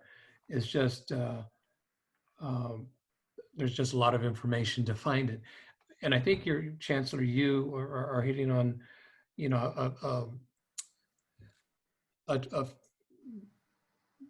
topic that I've heard of in going to conferences and also in some working groups right now I'm involved with through the league is regarding accountability, is identify the right questions, the right metrics that hit on some of our strategic goals and policies and measure that. That's a measure of performance for the colleges rather than just looking at numbers, because they're going to be presented in many different formats. But the key is, in responding to Trustee Chancellor's and I believe Trustee Torres's interest of transparency, accountability, and even equity, is coming up with the right questions to ask. How are the colleges performing? Is their performance aligning with adopted policy and directive and goals, strategic plans established by the board to be carried out through the chancellor's management of the colleges. So, so I don't know about how the rest of you feel, but I don't know that this is good information here, but I don't know that it will serve us best if we had these specific reports included in the upcoming adoption budget. I would ask how the rest of you feel about that. I agree. Yeah, I agree. I mean, I think it's like, for example, tonight we voted on a resolution on access, on ADA and access. It would be nice to know how much maybe the colleges spend on making sure that everything is accessible. I know we added a chunk onto that website to make sure that it was accessible. So, you know, just for example, that and sustainability, we've put in solar and at each of the campuses, and what else is being done at the campuses to reach our goal that we passed a year ago on Earth Day, the resolution on sustainability. So I think it's things like that where we've gone to the, you know, we've really, it means enough to us that we've passed a resolution about it. And then how is that practice being budgeted for at the college level? At least for me, that, you know, that's the policy level piece, that how is that trickling down to the colleges? How's the diversity piece trickling down? We've talked many times about grant development, you know, how much are they getting in grants each year that's, you know, going to benefit our students. Those are the kind of things I think that would be beneficial to see. I'm speaking for myself. That's kind of what I would like to see. Trustee Chair? Chan. You know, for me, I think this is a good starting place. It's hard because there's nothing to compare it to. So there wasn't last year's budget to compare these numbers to see, you know, to be able to compare these numbers. So, but for me, you know, and I know all my colleagues on the board share this, well, I assume, but I'm sure they do share, you know, and when we adopt a budget, there's a reason they call it, correct me if I'm wrong, Dr. Elfatal, but it's like a budget hearing, right? Like it's a set time and it's for the community. Yes. So I think this data or this information is really important for people to see, you know, our priorities, where our millions of dollars are going. And I mean, we do it for the district level, and that was mentioned that this was mirrored after our district budget.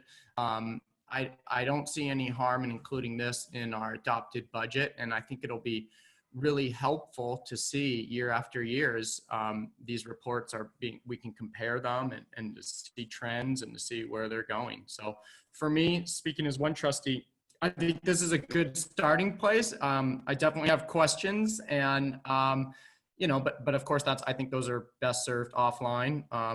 But I think transparency is really important for our community, our students to see, you know, what classes, what they cost, and where their tuition's going, and where their precious state tax dollars are going.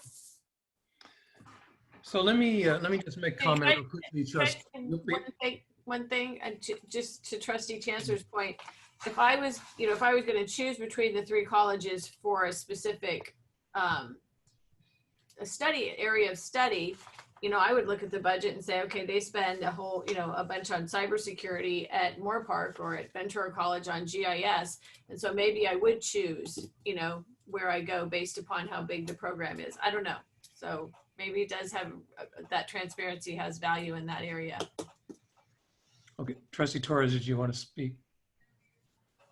I like what Trustee Chancellor mentioned about having the opportunity for the community to understand, like it could be like the state of the college, or just maybe say, hey, this is what we're spending our money, because they're the same community, they're same students that are in the K-12 that go to the community college, and the community college is really the heart of the community, of the city, of opportunity. And what a great way to be able to have our presidents and have their team be able to say, this is what it looks like. We wanted to get your input.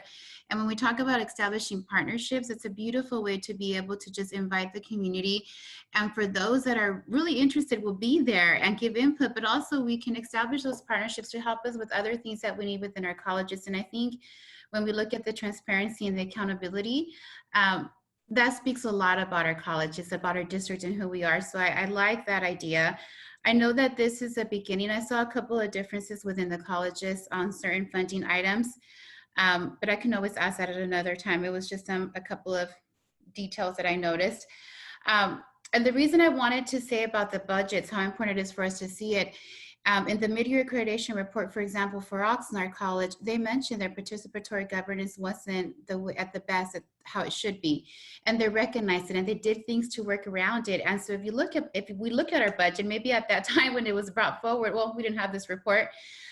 It hadn't gone through a participatory governance process the way it should have, because it's one of the areas that they addressed and they worked on. And I know they're having a retreat on September 25th, I believe, when I looked at the report, to be able to do some really great work that hopefully in October, President Sanchez can be able to share, because it sounded from what I read during the report, it was really good work that they were going to be able to do. So again, I mentioned that because by seeing this information, it allows us to support those areas and to be able to just provide the oversight, but not the oversight in terms of, because there's distrust. It's more of, okay, let's see how things are going and how can we support in areas that they need. And so, so with that, I just wanted to just again say, having something open with the community, I can see great value in it, especially during these times of COVID. Okay, thank you. Chair. So let me comment first. So initially I heard that there was a consensus, a majority that didn't see that these reports, as good as they are, as helpful as they may, illuminating as they may be, would be helpful in the upcoming adopted budget. And then I heard somewhat different view that looking at some of these line items, it'd be helpful to see where one college is making a greater investment in a certain area than the other, and that would determine which college a student may enroll in. I like the idea that Trustee Chancellor mentioned about some offline conversations, and I think it would be helpful to staff if each of us conveyed their suggested metrics to the Chancellor to come up with a way of providing your one measure of trends, measuring trends, or if there's some particular area of the budget that you want to see, that you think is helpful to track, that we're not currently tracking. I think that's one way to go. Chancellor? Yeah, and I think as you're thinking about that, it's been a very interesting and helpful discussion, and I appreciate the input from the trustees here. And I want to kind of just think a little bit about what we've been learning in some of our recent meetings, and part of it is that the board meeting is for the board to have the opportunity to conduct the business of the district and have the opportunity to discuss among yourselves the issues that are there. I mean, it's not necessarily our opportunity to be recruiting students for the colleges or sharing information around those types of things. We want to be providing you information that is giving you what you need to make your decisions around the action items we're bringing forward to conduct the business of the district. So whatever we can provide that helps you as trustees act on the action items with the info you need, that's what we'd like to provide you. Okay, so thank you for the comments about appreciating the information that's been presented. Thank you for also mentioning, Trustee Torres, that we should approach this not from a level of mistrust, but looking to see, I forget exactly how you worded it, but I'm glad to see that the perspective was a positive perspective. And Trustee Chancellor, one of the earlier items we talked about this evening was that of the new web design and the capacity it has. It will give everyone to disseminate information and to communicate. So I know you didn't mean to say it this way, but we're all supportive of transparency because we are responsible to our stakeholders, and that is the general community at large, and certainly our campus communities as well. So with that, I would encourage, if not ask, that each of you think about this and think of some of the metrics. We've all heard this mentioned in past conferences. And so let's come up with some metrics that we can give staff that can help them serve us, do our work to the best that we can. So with that, thank you. And the next item is item 12, action items on HR hiring policies, the chancellor, vice chancellors, and presidents. And I believe this came to us from the work of the Policy Planning and Student Services Committee. But Chancellor, I'll let you introduce the topic. Yeah, thank you. So this is really here just for the trustees to have the opportunity to discuss and consider the level of board participation in hiring decisions for positions that report directly to the chancellor, or for any changes into how the chancellor is hired.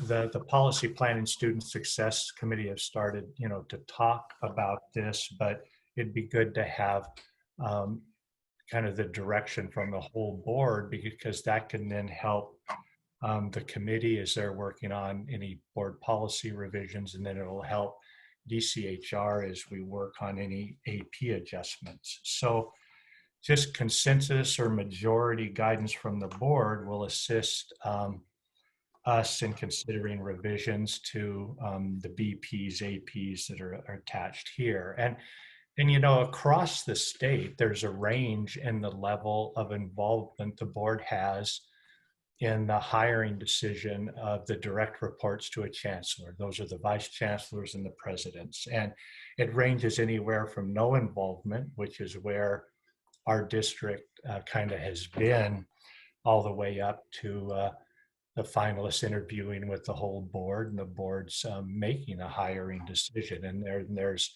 all sorts of variations in between.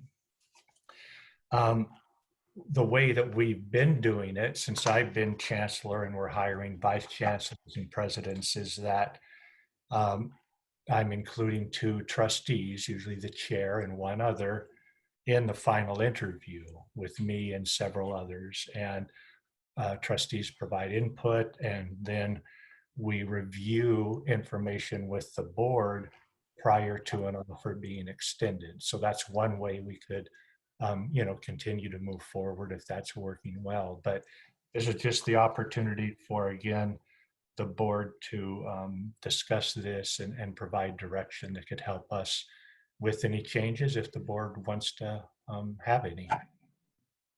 And I will mention that diversity is separate from this. I mean, there's going to be the Diversity Ad Hoc Committee and PPSS working on diversity around hiring, and that'll go through all of our positions. So that's it. Thank you. Trustee McKay? Just as from a contextual position, first and foremost, we hire the chancellor. That's our one and only board hire. And the way the board policy and administrative procedure reads now for hiring the chancellor, which I know isn't the first one, but I feel like it should be the first one, because that's our hire. I think the frustration for those of us that have been through the process is that this is our one and only hire, and we don't even get a look at the candidates until the finalists are sent to us. It gives us no opportunity as a board to maybe have met someone we work with somewhere around the state and hope that they'll come down and apply for the position and have any say so as to whether they make it to the final interviews or not. And so I think there was a level of frustration, 4 or 5 years ago that brought, there is in the board policy, it says if we use an outside search firm, then we can do whatever we want. But we've never done that. What we've done is even if we use an outside search firm, we still use the AP for an internal policy.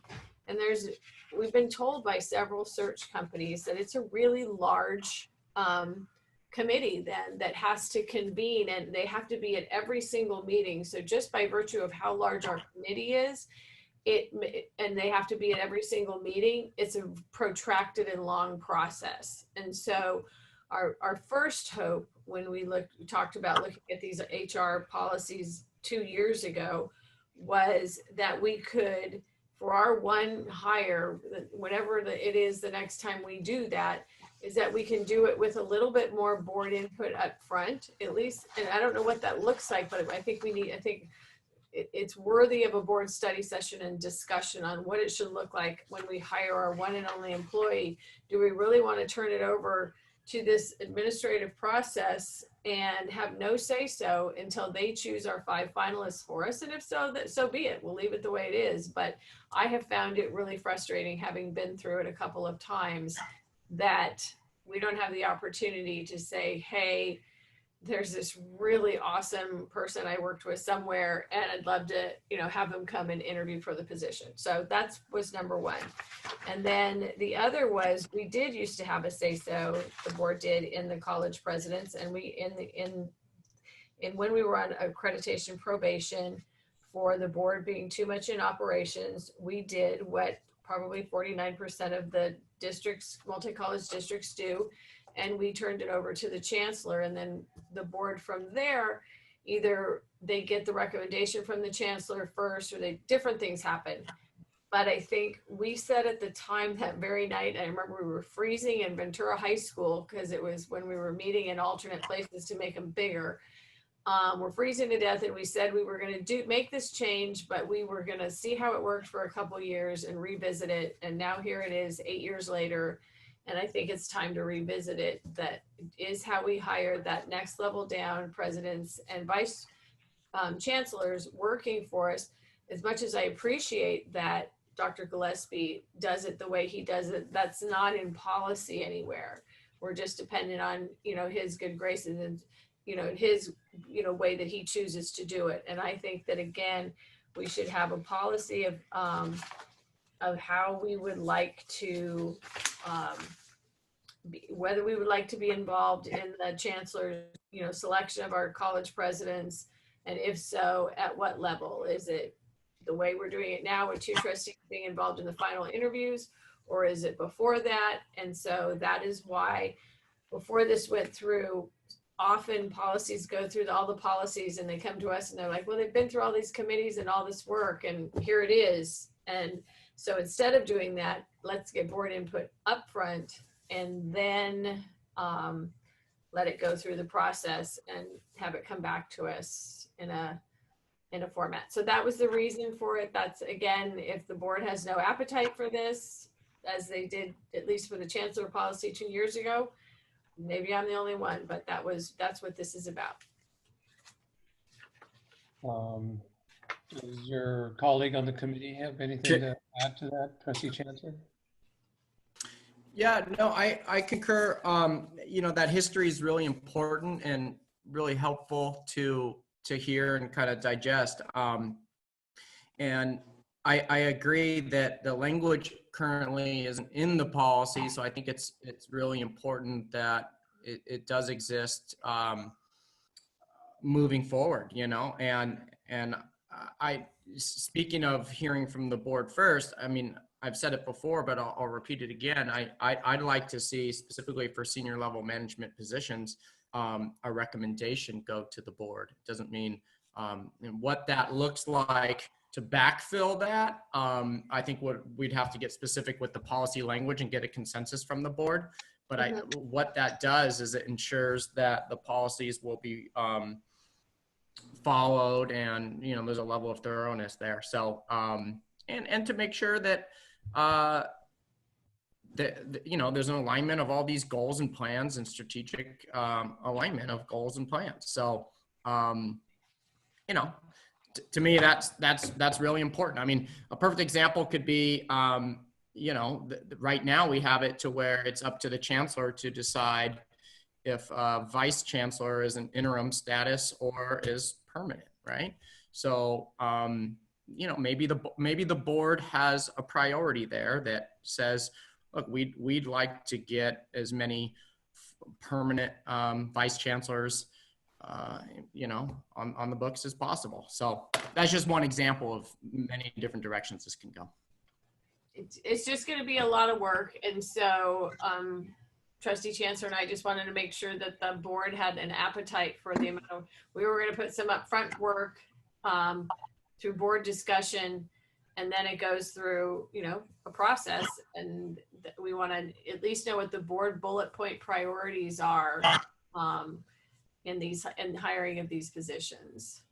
And again, it's something, if you want to email it to us, however you want to go about that.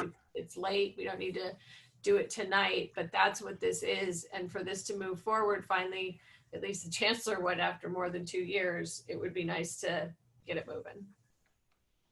All right, Trustee Kennedy. Yes, there is such a fine line here. I understand what, it's slightly different, I think, what Trustee McKay said than Trustee Chancellor, but I want to bring up another viewpoint. I would not want a chancellor, and this is as a system, not people we know now, to be faced with a board telling he or she, you're going to hire this person as your vice, as your vice chancellor or as your college president. And I know that neither of those other two trustees are saying that. It's the system reacts to what our BP is. And there's just a word in management, which I taught for many years, is you're responsible to one person.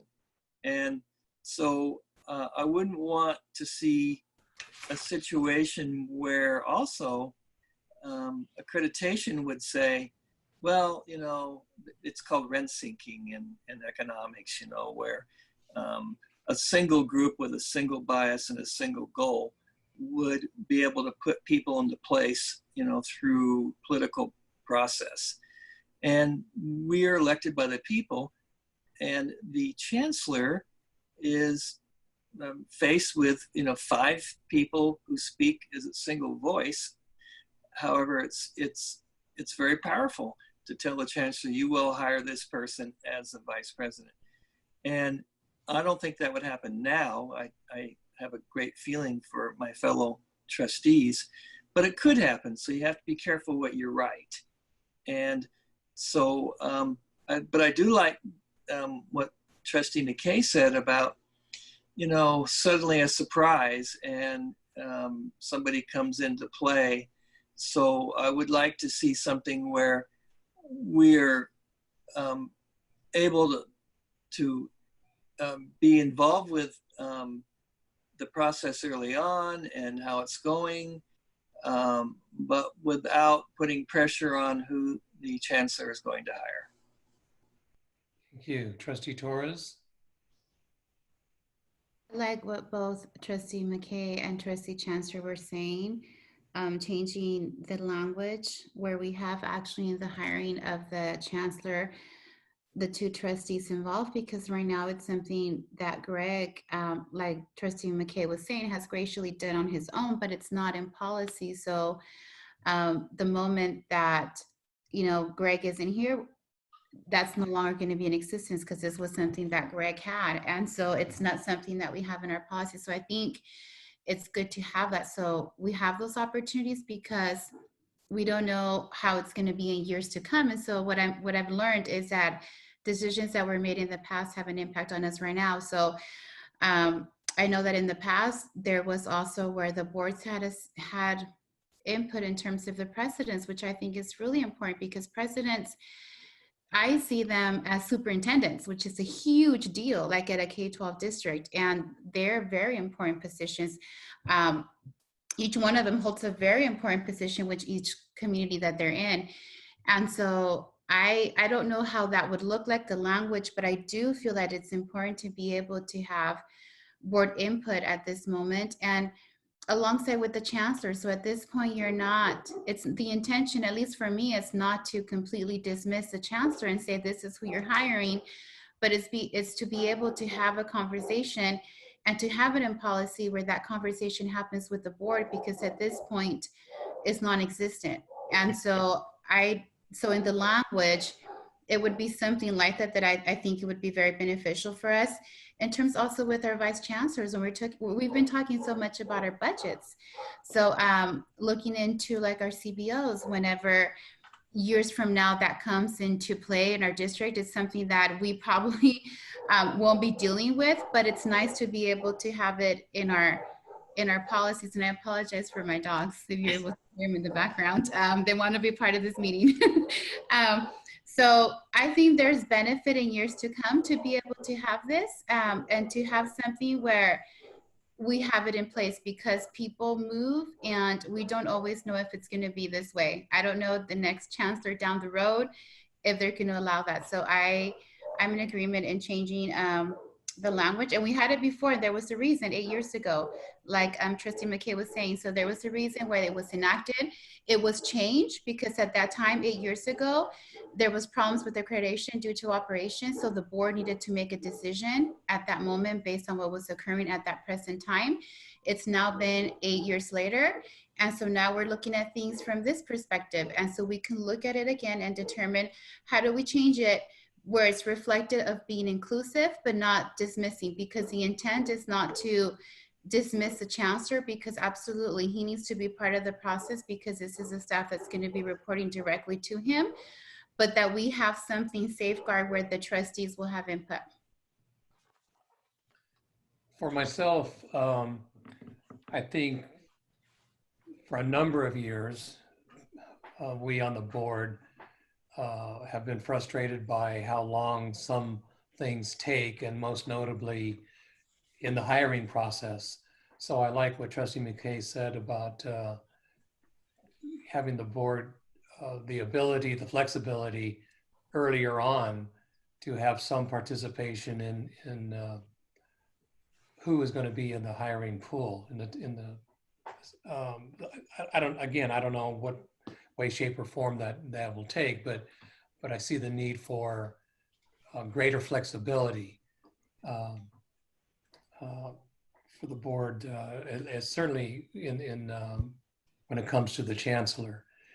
I have a little added or different take on board involvement in hiring of vice chancellors and presidents, because as has been mentioned, our one employee is the chancellor, and we are certainly going to measure the chancellor's performance and on how well he or she achieves identified goals or just the general conduct of business that is presented before us.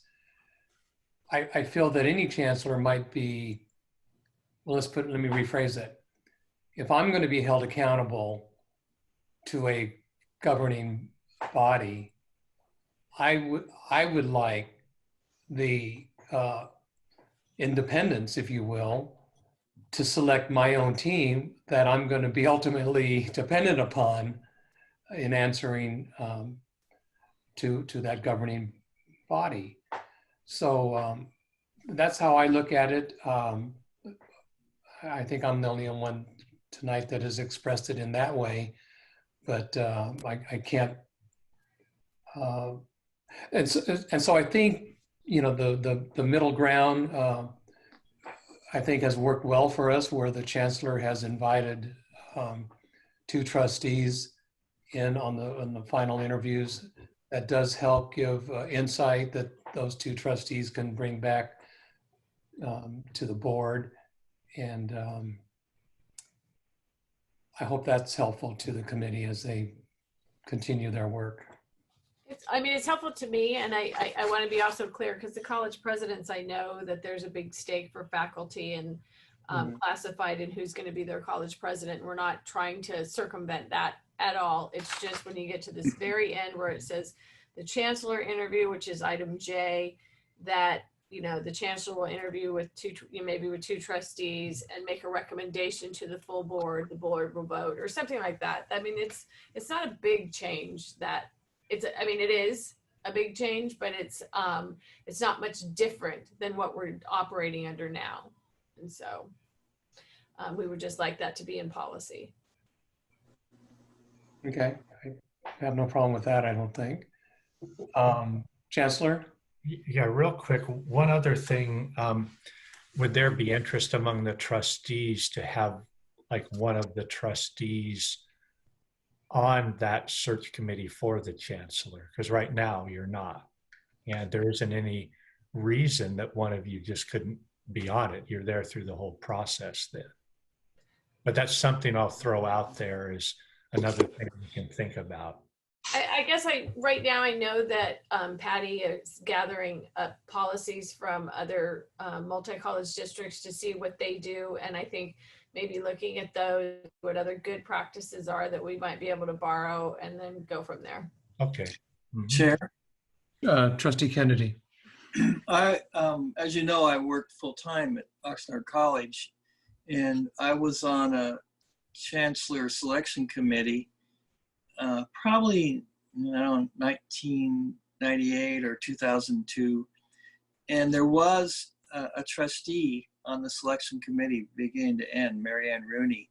So we did have that policy that far back, and it seemed to work fine. I think the major problem was exactly what Trustee McKay said. There's like 25 or 6 people, and scheduling meetings where everyone could be there was difficult. So it was the scheduling issue, but there was a trustee there. Good to know. We have our work cut out for us. Has the committee heard enough to go on? Okay, thank you. I think, yeah, okay. I thought yeah, okay, thank you. We look forward to your arduous task ahead. Okay, item 1301, action to approve board policy 4500, student news media revised. Yeah, this has just a very minor word change in it there, so present it to the board for action. Is there a motion? So moved. Second. Okay. Laura, would you call the roll, please? If there are no questions, thank you. Trustee Gonzalez, Yes. Trustee Kennedy, Yes. Trustee McKay, Yes. Trustee Torres, Yes. Vice Chair Chancellor, Yes. Chair Perez. Yes. Thank you. 1302, fall semester opening, COVID-19 response. Chancellor? You know, this is a very important item for us. And I know we can probably cover it fairly quickly, but we'll take the time to answer whatever questions you might have. And we shared earlier the key points here, these 12 points that pertain to fall semester operations, and they've been revised just a little bit. And before I get into those with a little more detail, I just want to let the board know where we're at enrollment-wise as we look at starting our fall semester on this coming Monday.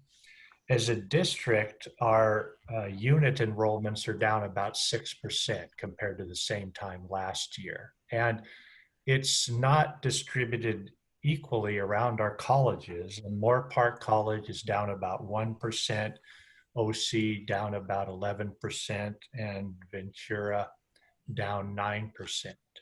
So there are differences among the colleges. And, you know, we're continuing to look at reasons for some of the differences, and some of it may be just due to some of the disproportionate impact when you're looking at difficulty in accessing technology or other services to be all online, as well as just family situations around work and money and the struggles that are going on, not just with their students, but with their families. So we're continuing to analyze that. As was brought out earlier, we're kind of in a hold harmless period around enrollments, and we're not going to be paid for any growth, but we'd like to still maintain our enrollments at where we've been.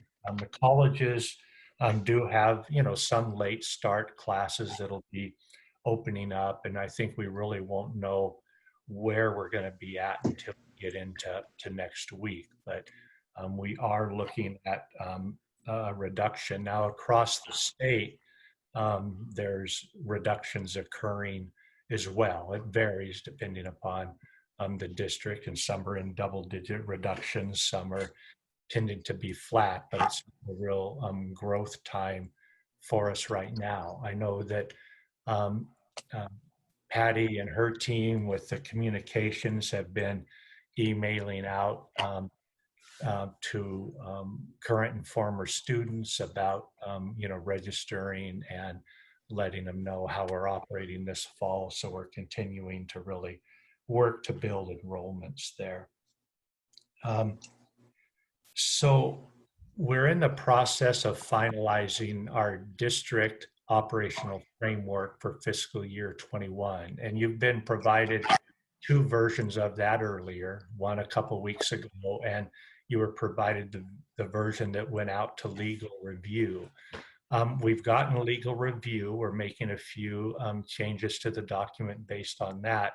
But more importantly, the state, the California Department of Public Health came out just last Friday with their guidelines for higher education to operate under the pandemic. So we're also working to align our district document with that document. All 3 colleges have their college level operational plans that they're sharing with employees, and we'll be getting our district document out probably within the next 10 days or so, because we want to take time to align it with the state document as well. The way in which we're going to be operating next week with having students and employees moving through the pre-screening areas where they will have filled out in the VCCCD app questions about their current health status. They'll have a temperature check, and then they'll be cleared to go onto campus for their classes. Those are all being set up, and again, with the intent to do all we can to protect our students and our employees. We do have a number of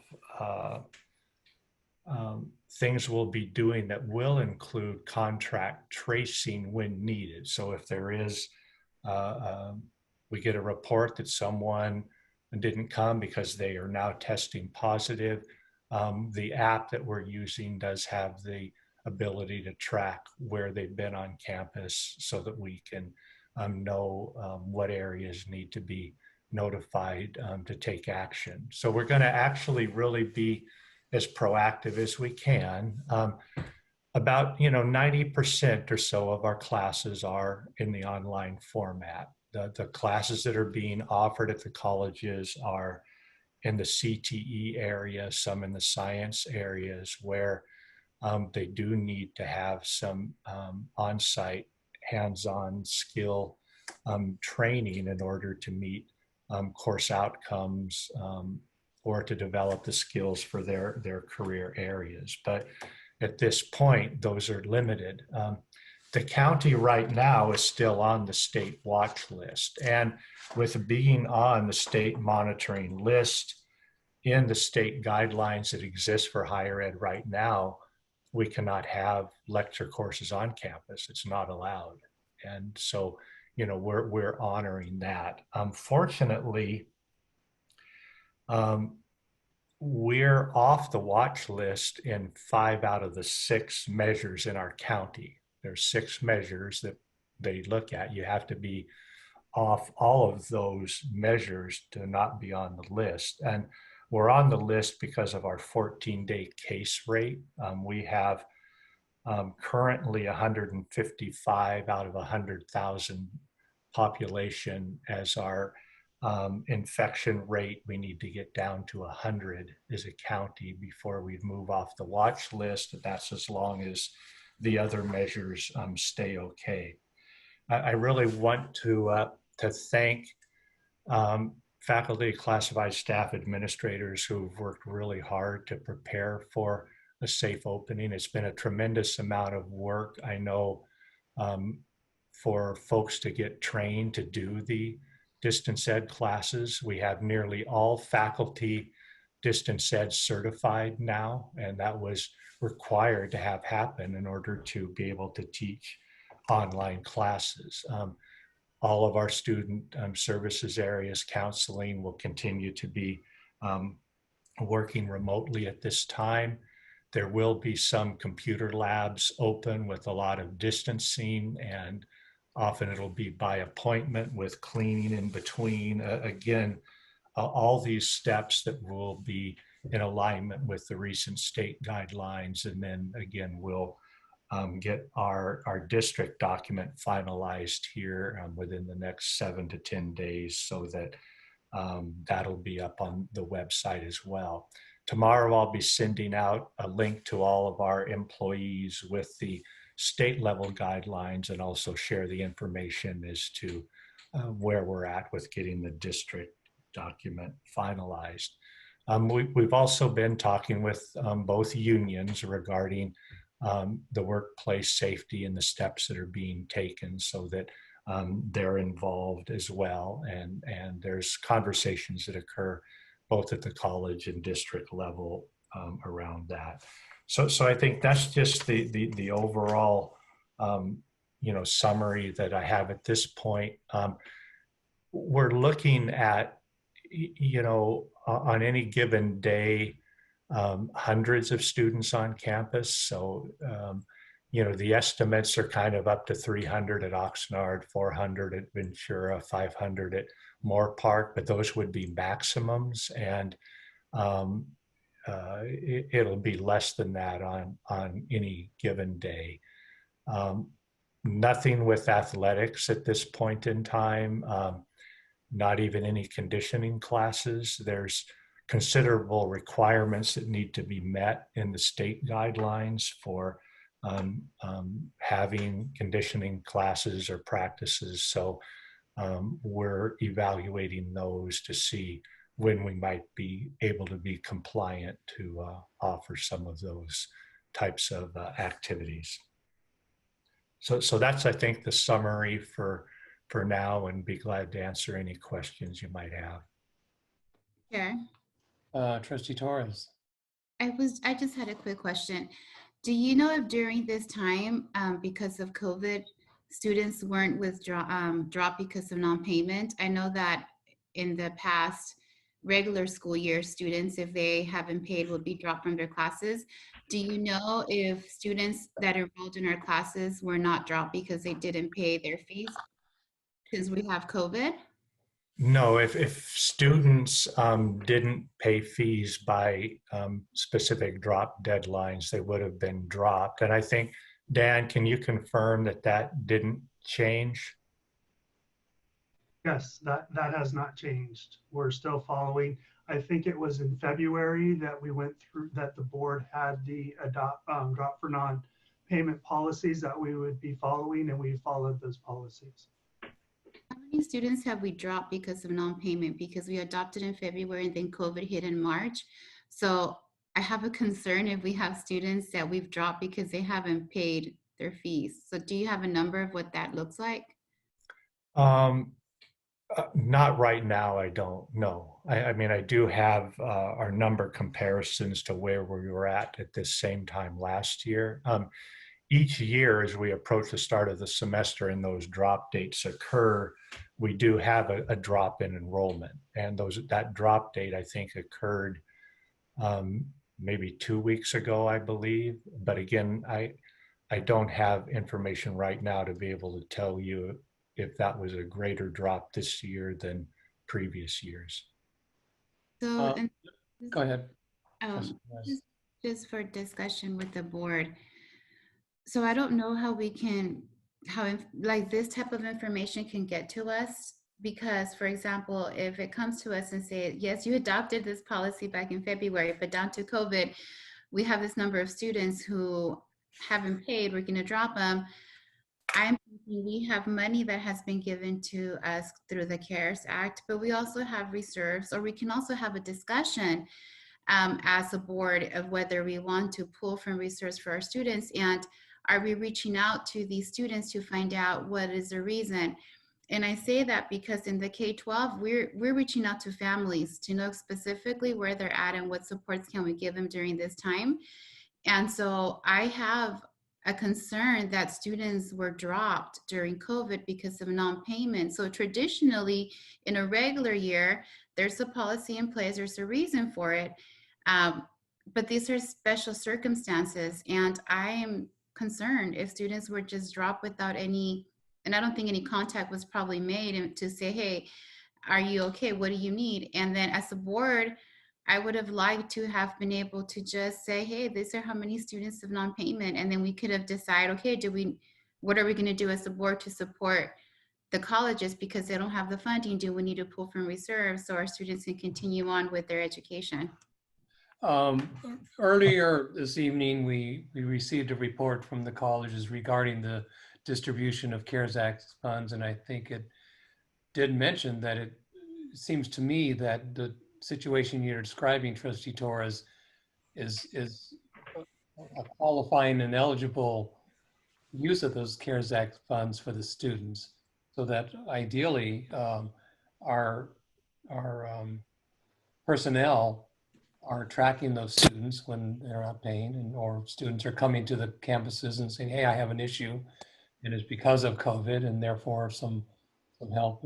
Yeah, so what I should have mentioned is that the date just doesn't come up and the students aren't told anything. I mean, we make extensive efforts to communicate with all the students and let them know that the drop date for non-payments coming up, asking if they need additional resources, how can we help them? So every effort's made to do that through a lot of communications Patty puts out, as well as directly from the colleges. And I noticed Kim Hoffman's unmuted and Chair, but if we to have Kim. Visible. Yeah. Yeah. So, I mean, I don't want to get too far afield though from the agenda item in front of us. I mean, there is some nexus, but I don't think we need to get into it too greatly. I think your response, Chancellor, is on point to Trustee Torres's concern. I think there's value though, Chair, that we have our president who wants to speak. I'm not saying she's not going to speak. I'm just. Okay, I just wanted to make sure she had an opportunity to speak. Chair Perez, I was just going to validate what you said. What we've done with the list of all of our students that dropped is we've contacted them via email, we're phoning them, and we're letting them know about the CARES Act opportunities that exist, both our emergency fund as well as just applying for CARES Fund. So we are being more proactive than I can ever remember us being in the past. Even we've contacted them even before the drop date saying, hey, this is coming up, just want to make sure you're aware, here are some resources. So we're really, and I know the other colleges are doing the same thing. We're trying to be proactive because these are extraordinary times that we're living through. Thank you. Trustee McKay? All I was gonna say, I happened to talk to Diane Van Hook from College of the Canyons last night about something else, and she said their numbers were up. They were up for summer and they're up for fall.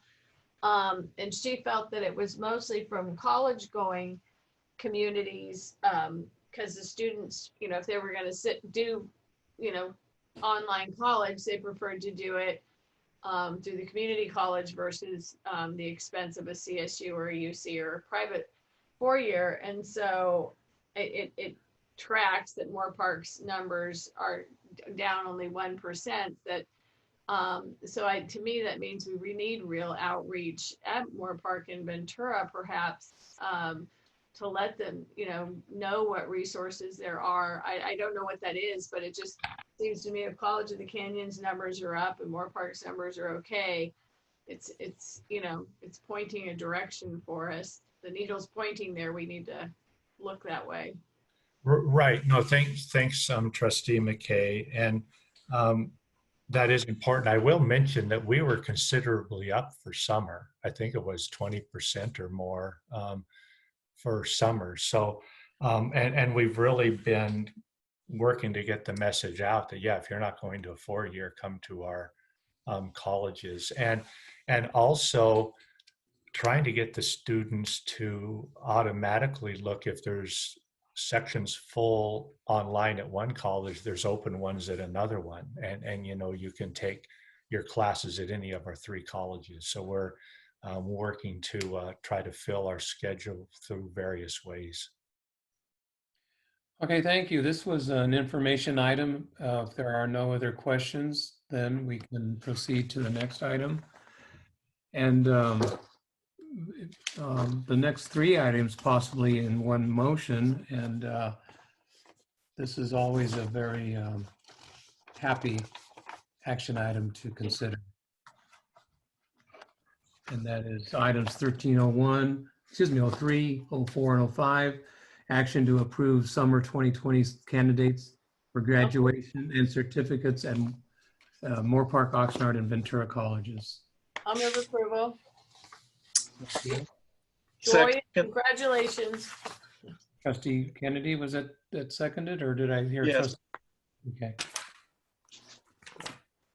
Yes, and certainly we all offer our congratulations to students and certainly faculty and staff that have helped them achieve their educational goals. Laura? Yes, Chair Perez, student trustee Gonzalez had to leave the meeting, so I will be omitting her role.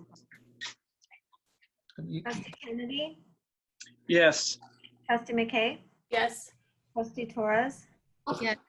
vice chair Chancellor, Yes. Chair Perez. Yes. Thank you. Okay, that brings us to the consent calendar. Items 14 through 19. Are there any items that any trustee wishes to pull? Go Chair. ahead, Ben. Go ahead. I'm sorry. Anybody? Yeah, I would like to. Oh, I thought you. Okay, go ahead. I'd like to pull 17.03 and 18.02.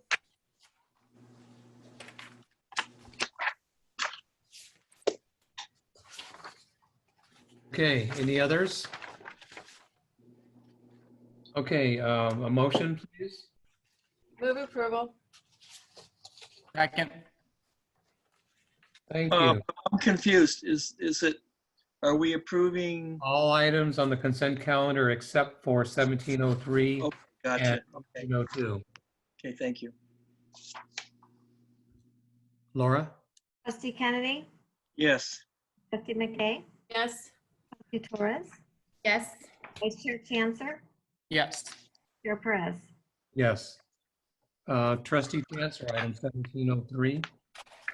Yes, if we could please go to page 299. 312.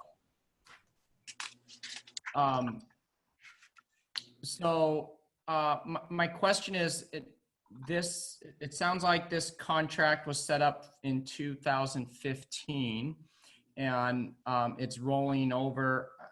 And I know I asked this question, but I struggled with the response. Are we approving a 1-year extension of it, or is it a 5-year? So this happens to be a contract that's on a calendar year, not a fiscal year. So the 5 years ends December 31st. So we're just budgeting the money in the current budget to complete the 5-year contract. So the budget of $501,180 is for the next 6 months. Okay, so my question is this one of those cost-saving opportunities that we can negotiate with, or is with this company, Rico? I don't know if that's how you pronounce it, Rico, because I would imagine our printing services or need is a better word, is going to be dramatically lower with, you know, a virtual 90% virtual learning environment. So is there an opportunity here to, and I know it's a private organization versus we don't have our own classified employee and machines, so we could control it, but are we at the mercy of an outside vendor that we don't have any flexibility there? So thank you for the question. Let me just explain a couple of things briefly.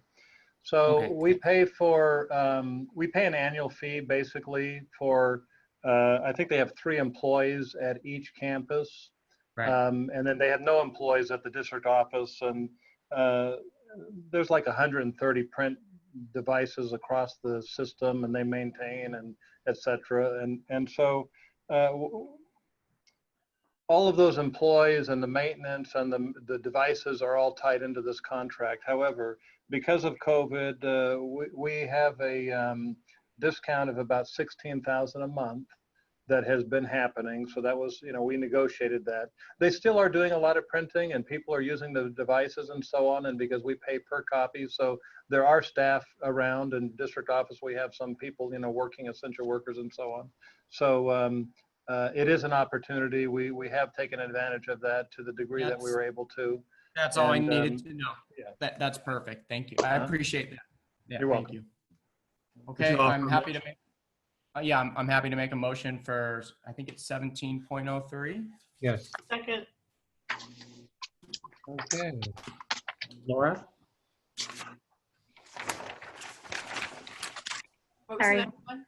Sorry, I was muted. Trustee Kennedy? Yes. Trustee McKay? Yes. Trustee Torres? Yes. Vice Chair Chancellor? Yes. Perez? Yes. Okay, item 1803, action to approve the establishment of a Program Director 1 dual enrollment position at Moore Park College. Trustee Chancellor. Thanks. I think it's 18.02 on page. Yeah. Okay, perfect. So by no means am I against this. I'm in full support of this position. And I brought this up earlier. I don't know if it was the appropriate thing to pull it. I just want to echo my earlier comments that I think this position is really important for all of our colleges if it doesn't exist at Moore Park and Ventura.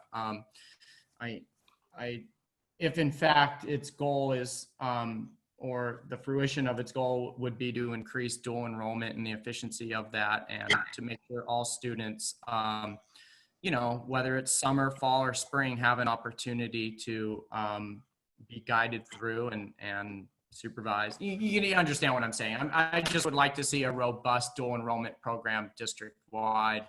And if that means that the other colleges need a position like this, I'd love to sooner rather than later support a position that would allow such action. So that's it.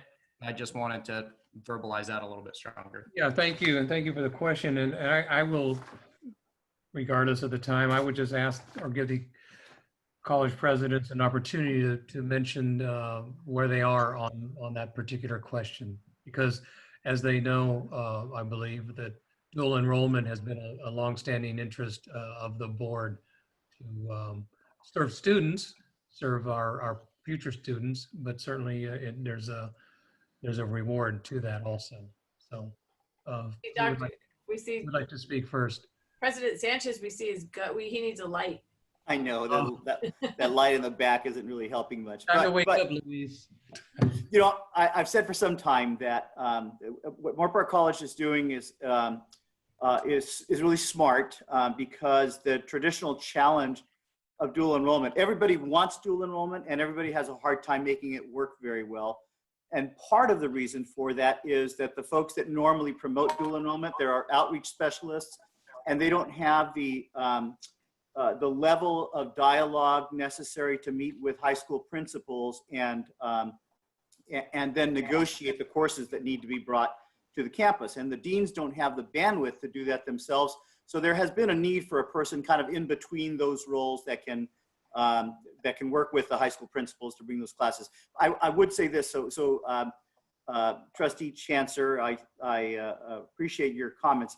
We are, as you know, we heard a presentation from Vice Chancellor El Fattal that in his very polite way basically said, we're going to fall off the cliff next year, and all the signs are abundant. And so I'm a little reluctant to bring in, even though we just added a counselor, by the way, because of our need to provide some student support right now, because you've seen the ravages that have hit Oxnard College first. Our students were the first and the worst hit by the pandemic and the recession that's developing. So talk to me when we get past this financial period, and I'll lead up the support that you're offering here. At the moment, we're looking cautiously at new positions and expenses. Thank you. Julius? Oh. Joyce, yeah, Joyce has his position. Yes, thank you. Never mind. Dr. Hoffmans. So one thing I wanted to comment on earlier, because I didn't have it in my president's report, Ventura College supported over 450 dual enrollment students from our high schools this summer. So we were also involved in dual enrollment. We have an assistant dean out at our Santa Paula East campus who is really in tight partnerships with especially our Fillmore and Santa Paula high schools and school districts, because they are the ones that have our CCAP agreements that the board approved. And so with his efforts at our East campus, he is also spearheading dual enrollment and has done some really good work in developing orientations for both our faculty as well as the high school faculty, and really making sure that communication is there. So Dr. Jesus Vega, I have to give him credit for all of his work on our behalf. Okay, thank you. And may I add just one more note, and that is this, that once an effective vaccine is available and allowing our classes to be brought back online, we will be inundated with student enrollments. I mean, this is a predictable pattern. We've seen it, but this particular wave is going to be harder than we've seen. And we'll be inundated with student enrollments, and we're going to have the exact opposite problem that we have right now, and that is, which students can we serve, and where do we need to turn away students? It's the part we hate the most in this profession. So the issues that we'll be facing are going to be of a different nature than they are at this moment in time. Thank you. I'm glad I asked you to comment. Trustee Chancellor, That's when that hold harmless is not such a great thing, is when we grow and we're capped at that. Trustee Chancellor, you ready to make a motion on item 1802? That's right. Yeah, I'm happy to make a motion first. I'm sorry, Trustee Torres.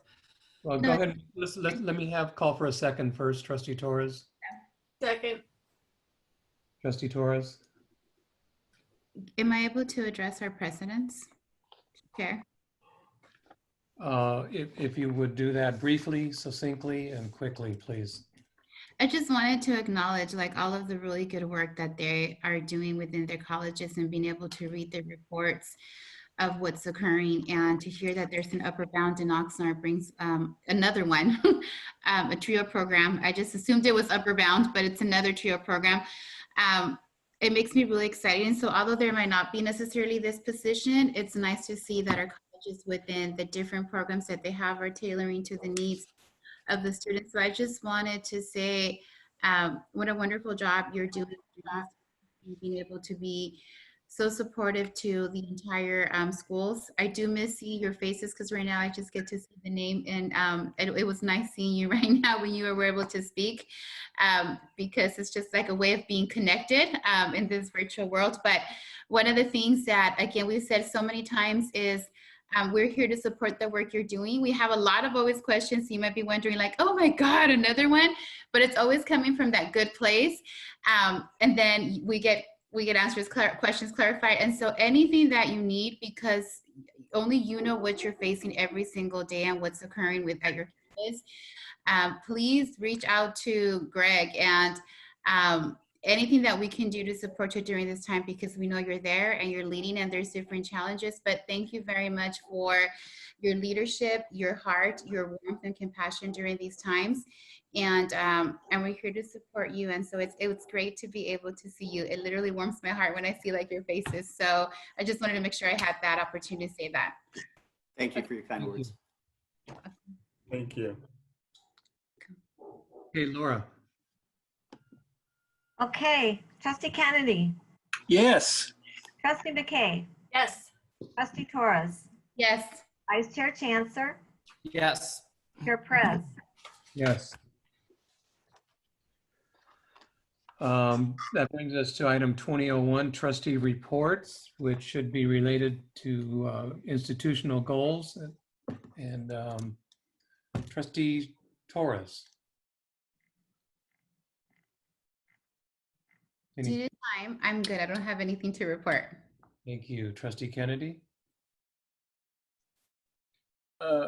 Yes, the goal of enrollment and student success. I would like to relate what has been done by a large number of people in our district, but 3 particular people in this war that we have right now on going online. And so I'd like to recognize Mike Rose, Dan Watkins, and Patty Blair for what they've done to attack this foe we have of going online almost overnight. Thank you. Trustee McKay? I'll just second that and thank everyone. Good luck this fall and have a good semester. Trustee Chancellor? Very briefly, I second or third everything that was mentioned. I just want to highlight one thing. It was said in the very beginning of the meeting, and I think it echoes what a major takeaway for us from working with Laura Shulkin was when there's something that a certain trustee or trustees would like to see movement on, that we really seek out the support from our colleagues. And one of the comments early on in the meeting was in regards to public comment, that the public is offered an opportunity to either come in on the Zoom or call in to where we can hear those voices. So one of my colleagues on the board, Trustee Torres, mentioned that, and I support that, and I'm curious if there's consensus or agreement to investigate that and pursue that, and if there is, that we can make sure that our September meeting that's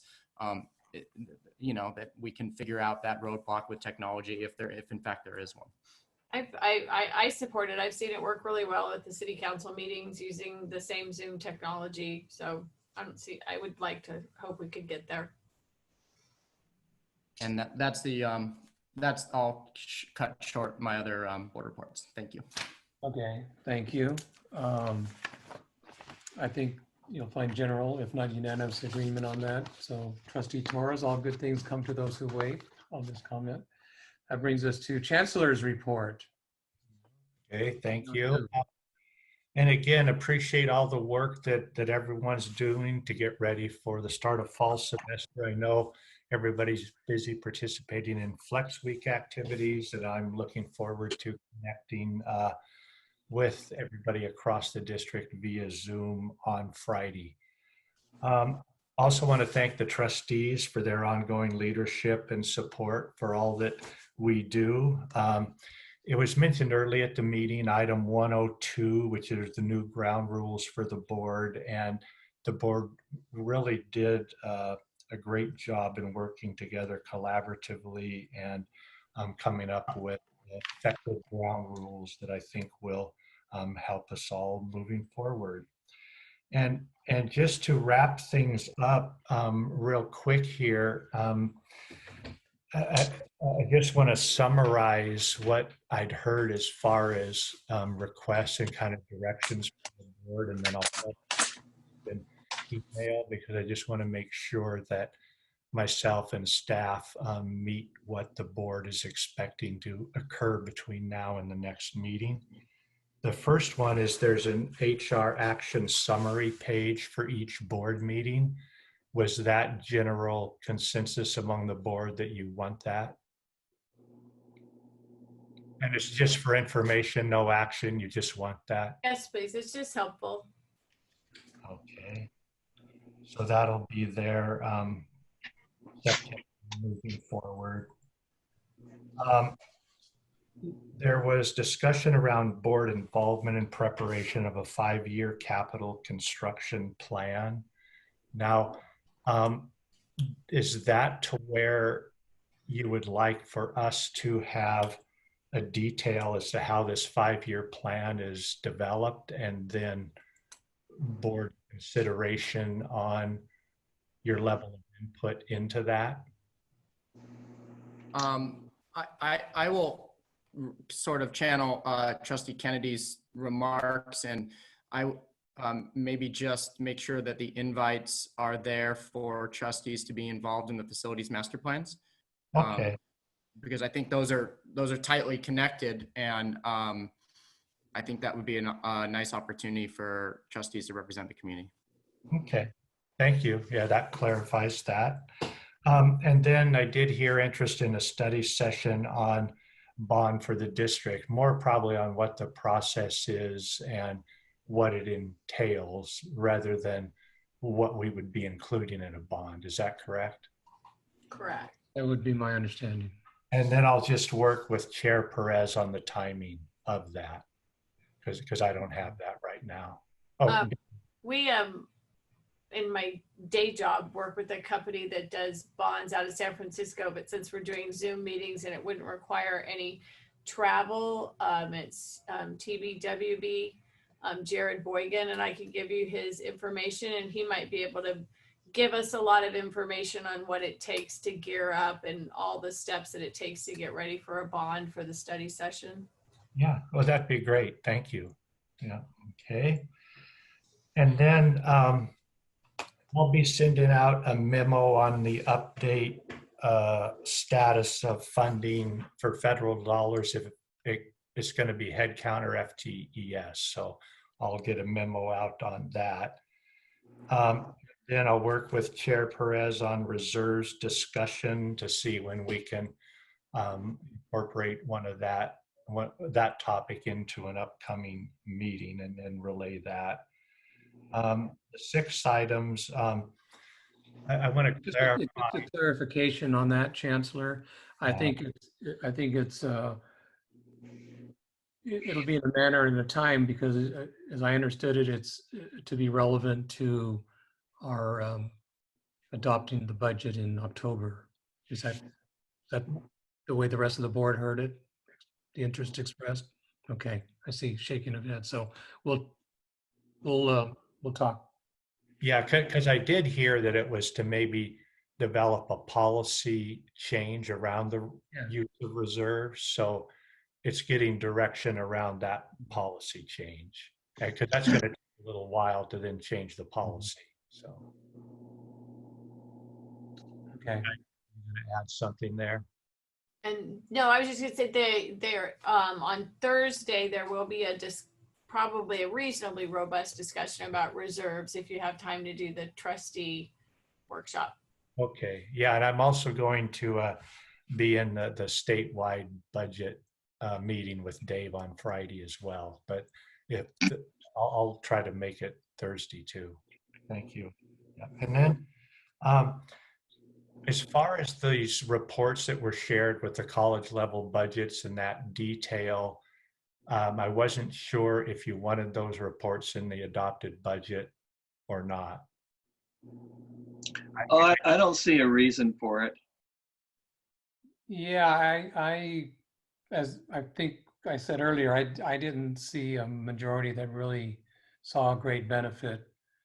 And so what I'll do then is when I send the email out tomorrow, I'll ask each trustee to share any metrics you think that might be helpful in the fiscal, in the student success, in the operations area. And then I can kind of create a draft metrics to then have us look at in September to narrow that down to what would be meaningful and helpful. I mean, I don't know if I'm in the minority here, but I clearly would like to see it. I figure if we do it for the district, if it's good enough to do for the district office, I don't know why we wouldn't do it for the college in the sense of transparency for our community to see and ask questions in a public hearing. But I don't know if I'm in the minority there. And just to clarify real quick that the district level and college level detail is the same currently. So in other words, we don't go into this amount of detail with the district budgets. This is new. So the district, we just have. There's a page in the adopted budget that is this detail on the district at the DAC. It's district-wide. It's district-wide expenditures. Oh, that's right. That one. Okay. Yeah. All I can, maybe in an appendix that I don't see what it hurts to have it if it's the report's been created and it can be printed out. The only thing my only cautionary note is to say that it might change because someone might look at it and a student might look at it or somebody might look at it and see, oh, they're going to have this class. And then of course that class doesn't go. So that's the only, that it's subject to change would be my only concern with that much detail. Okay. And another concern I have is Vice Chancellor El-Fattal did mention that in order to compile this report, one of the consequences may be that somebody looking at this, trying to tie it back to other numbers elsewhere in the budget, they're not going to find it like for like, and it could just become problematic. And we've already experienced that where a question will be asked, well, I see a number here, but I don't see it the same over there, or where did it come from? So I just, it's not a matter of transparency or lack of transparency. We are transparent, okay? So let's not try to frame the issue that way. And I think,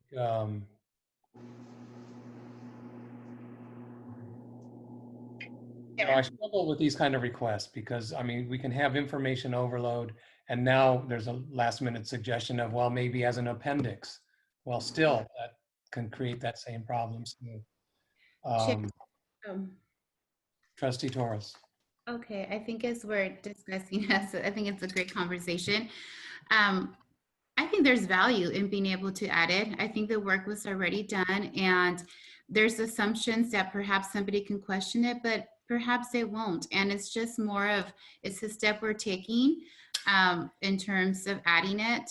I see value in it. We talked about it as a starting point and I think it's a good place. And if the work was already done, it was gathered. This is where we look. This is how it looks now. Should somebody have a question, I'm confident completely that it could be answered. And I think there's value. So I don't know how exactly it would be embedded, but it's something I would like to see. Dave, I would just add a lot of community colleges do include this level of budgets in their adopted budgets for multi-college districts at the colleges. So I just would like to make one comment, if I may, just to clarify a few points that have been made.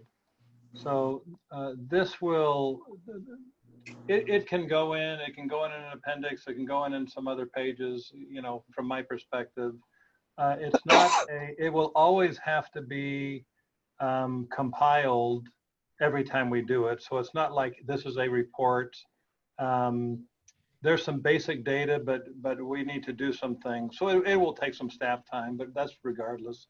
And I think that will probably happen as you look at it, and you may have questions later down the road, and maybe that will change. But we can put it in an appropriate place in the budget, but it will require staff time each time we do it. So like the rest of the budget does. And by the way, the summary level numbers will tie, but it's just a different view of information.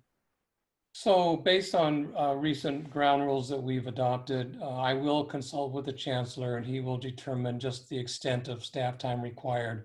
And part of that discussion will be the relative reward of taking on this task. So the question is not settled tonight. I will address it further with the chancellor and get clarity on just what it will require and the impacts on staff. So. Yes, Chair, and I just wanted to also refer back to our ground rules. It is the majority of the board who is asking to see this. So there is something to consider when speaking to the chancellor, that we've had consensus, we've discussed it, and we now have the majority of the board. If we don't have consensus, that would like to see this in the budget. So of course, the chancellor will look into it with you, but we have a board majority who's requesting this to be placed on the budget, the adopted budget. Where does it say majority? Yeah, I don't see that. It's something to take into consideration, and that's all I'm saying, because we talked about it. We don't have maybe consensus, but we are talking. So what I remember from our ground rules is that we look at it, and if we agree as a board, or if not, we're going to look at the majority of the board to determine, to give the chancellor direction. No single trustee can give chancellor direction. No two trustees can give a chancellor direction. But if we want to reach consensus. So in our ground rules, the objective is that we reach consensus. But if we don't, then the majority is what will give the chancellor the direction of where to go. So at this moment, and what I'm seeing and how we've applied everything else we've been doing for this year and a half, has been the majority. So we want to do consensus in this moment. It doesn't seem like it's consensus, but it is the majority that would just like to see the budget, just as these forms that were already created, added into the adopted budget. Well, I'm quickly looking for the ground rules to see that there was. Well, number 4 does talk about that for sources of information to be made available to all members. That's the same thing as putting it in the budget. So I think we need to go back to clarify the ground rules a little more. Yeah, and one thing. I don't think we do. I think we have a very clear majority, and there's a lot of times the elephant in the room here is there's a lot of times that, you know, certain trustees are at the minority end of it. And the whole idea is that we move forward and we speak as one board. And now here we are with a clear majority that is saying, look, what's the harm in putting numbers in for the community to see a budget? All right, and calm down. we have that. Calm down. We had a clear majority. It's really frustrating when That's not what that we have a new majority. Is that clear? Do we have a majority now that wants to see this? I think we do. Okay. Enough said. One thing though that I will just add, and you know, I will share when I find it out, is the amount of staff time that it takes, because it was considerable, and I want it to be worth it, because they do have to go through the same process, you know, every time that they need to generate these, and it is new for us. But I'd like to provide the board with information on that before. I mean, you'll have them for this adopted budget, but make sure that it's worth it for the ongoing staff time it'll take, because there are a lot of okay. I'll get back to you with that. And I think then that's it for the follow-up. Okay, thank you. 303, future board items. I did hear Trustee Chancellor earlier ask for certain items. I'm relying on the Chancellor or others to have staff to have kept notes through the meeting on what those were, and we will address those with the Chancellor. Anyone else? Yeah. No, are you doing adjournment now? I am going to do adjournment now. I just wanted to say on behalf of the Bates family, I grew up with them. Mr. Bates, his son was in my grade. I went to middle and high school with his daughters, and they're all friends of mine, and it's been a really tough loss for them. So just wanted to add my condolences to the adjournment. Okay. So with that, I will adjourn this meeting in the memory of Jared Koch, former art instructor at Ventura College, Nick Zingo, criminal justice instructor at Moore Park College, and has just been mentioned, Marty Bates, community member who served as an elected official on the Ventura County Board of Education as president and board member for 24 years. Thank you, everyone. And have a good rest of the evening and a good day. Take care. Thank you.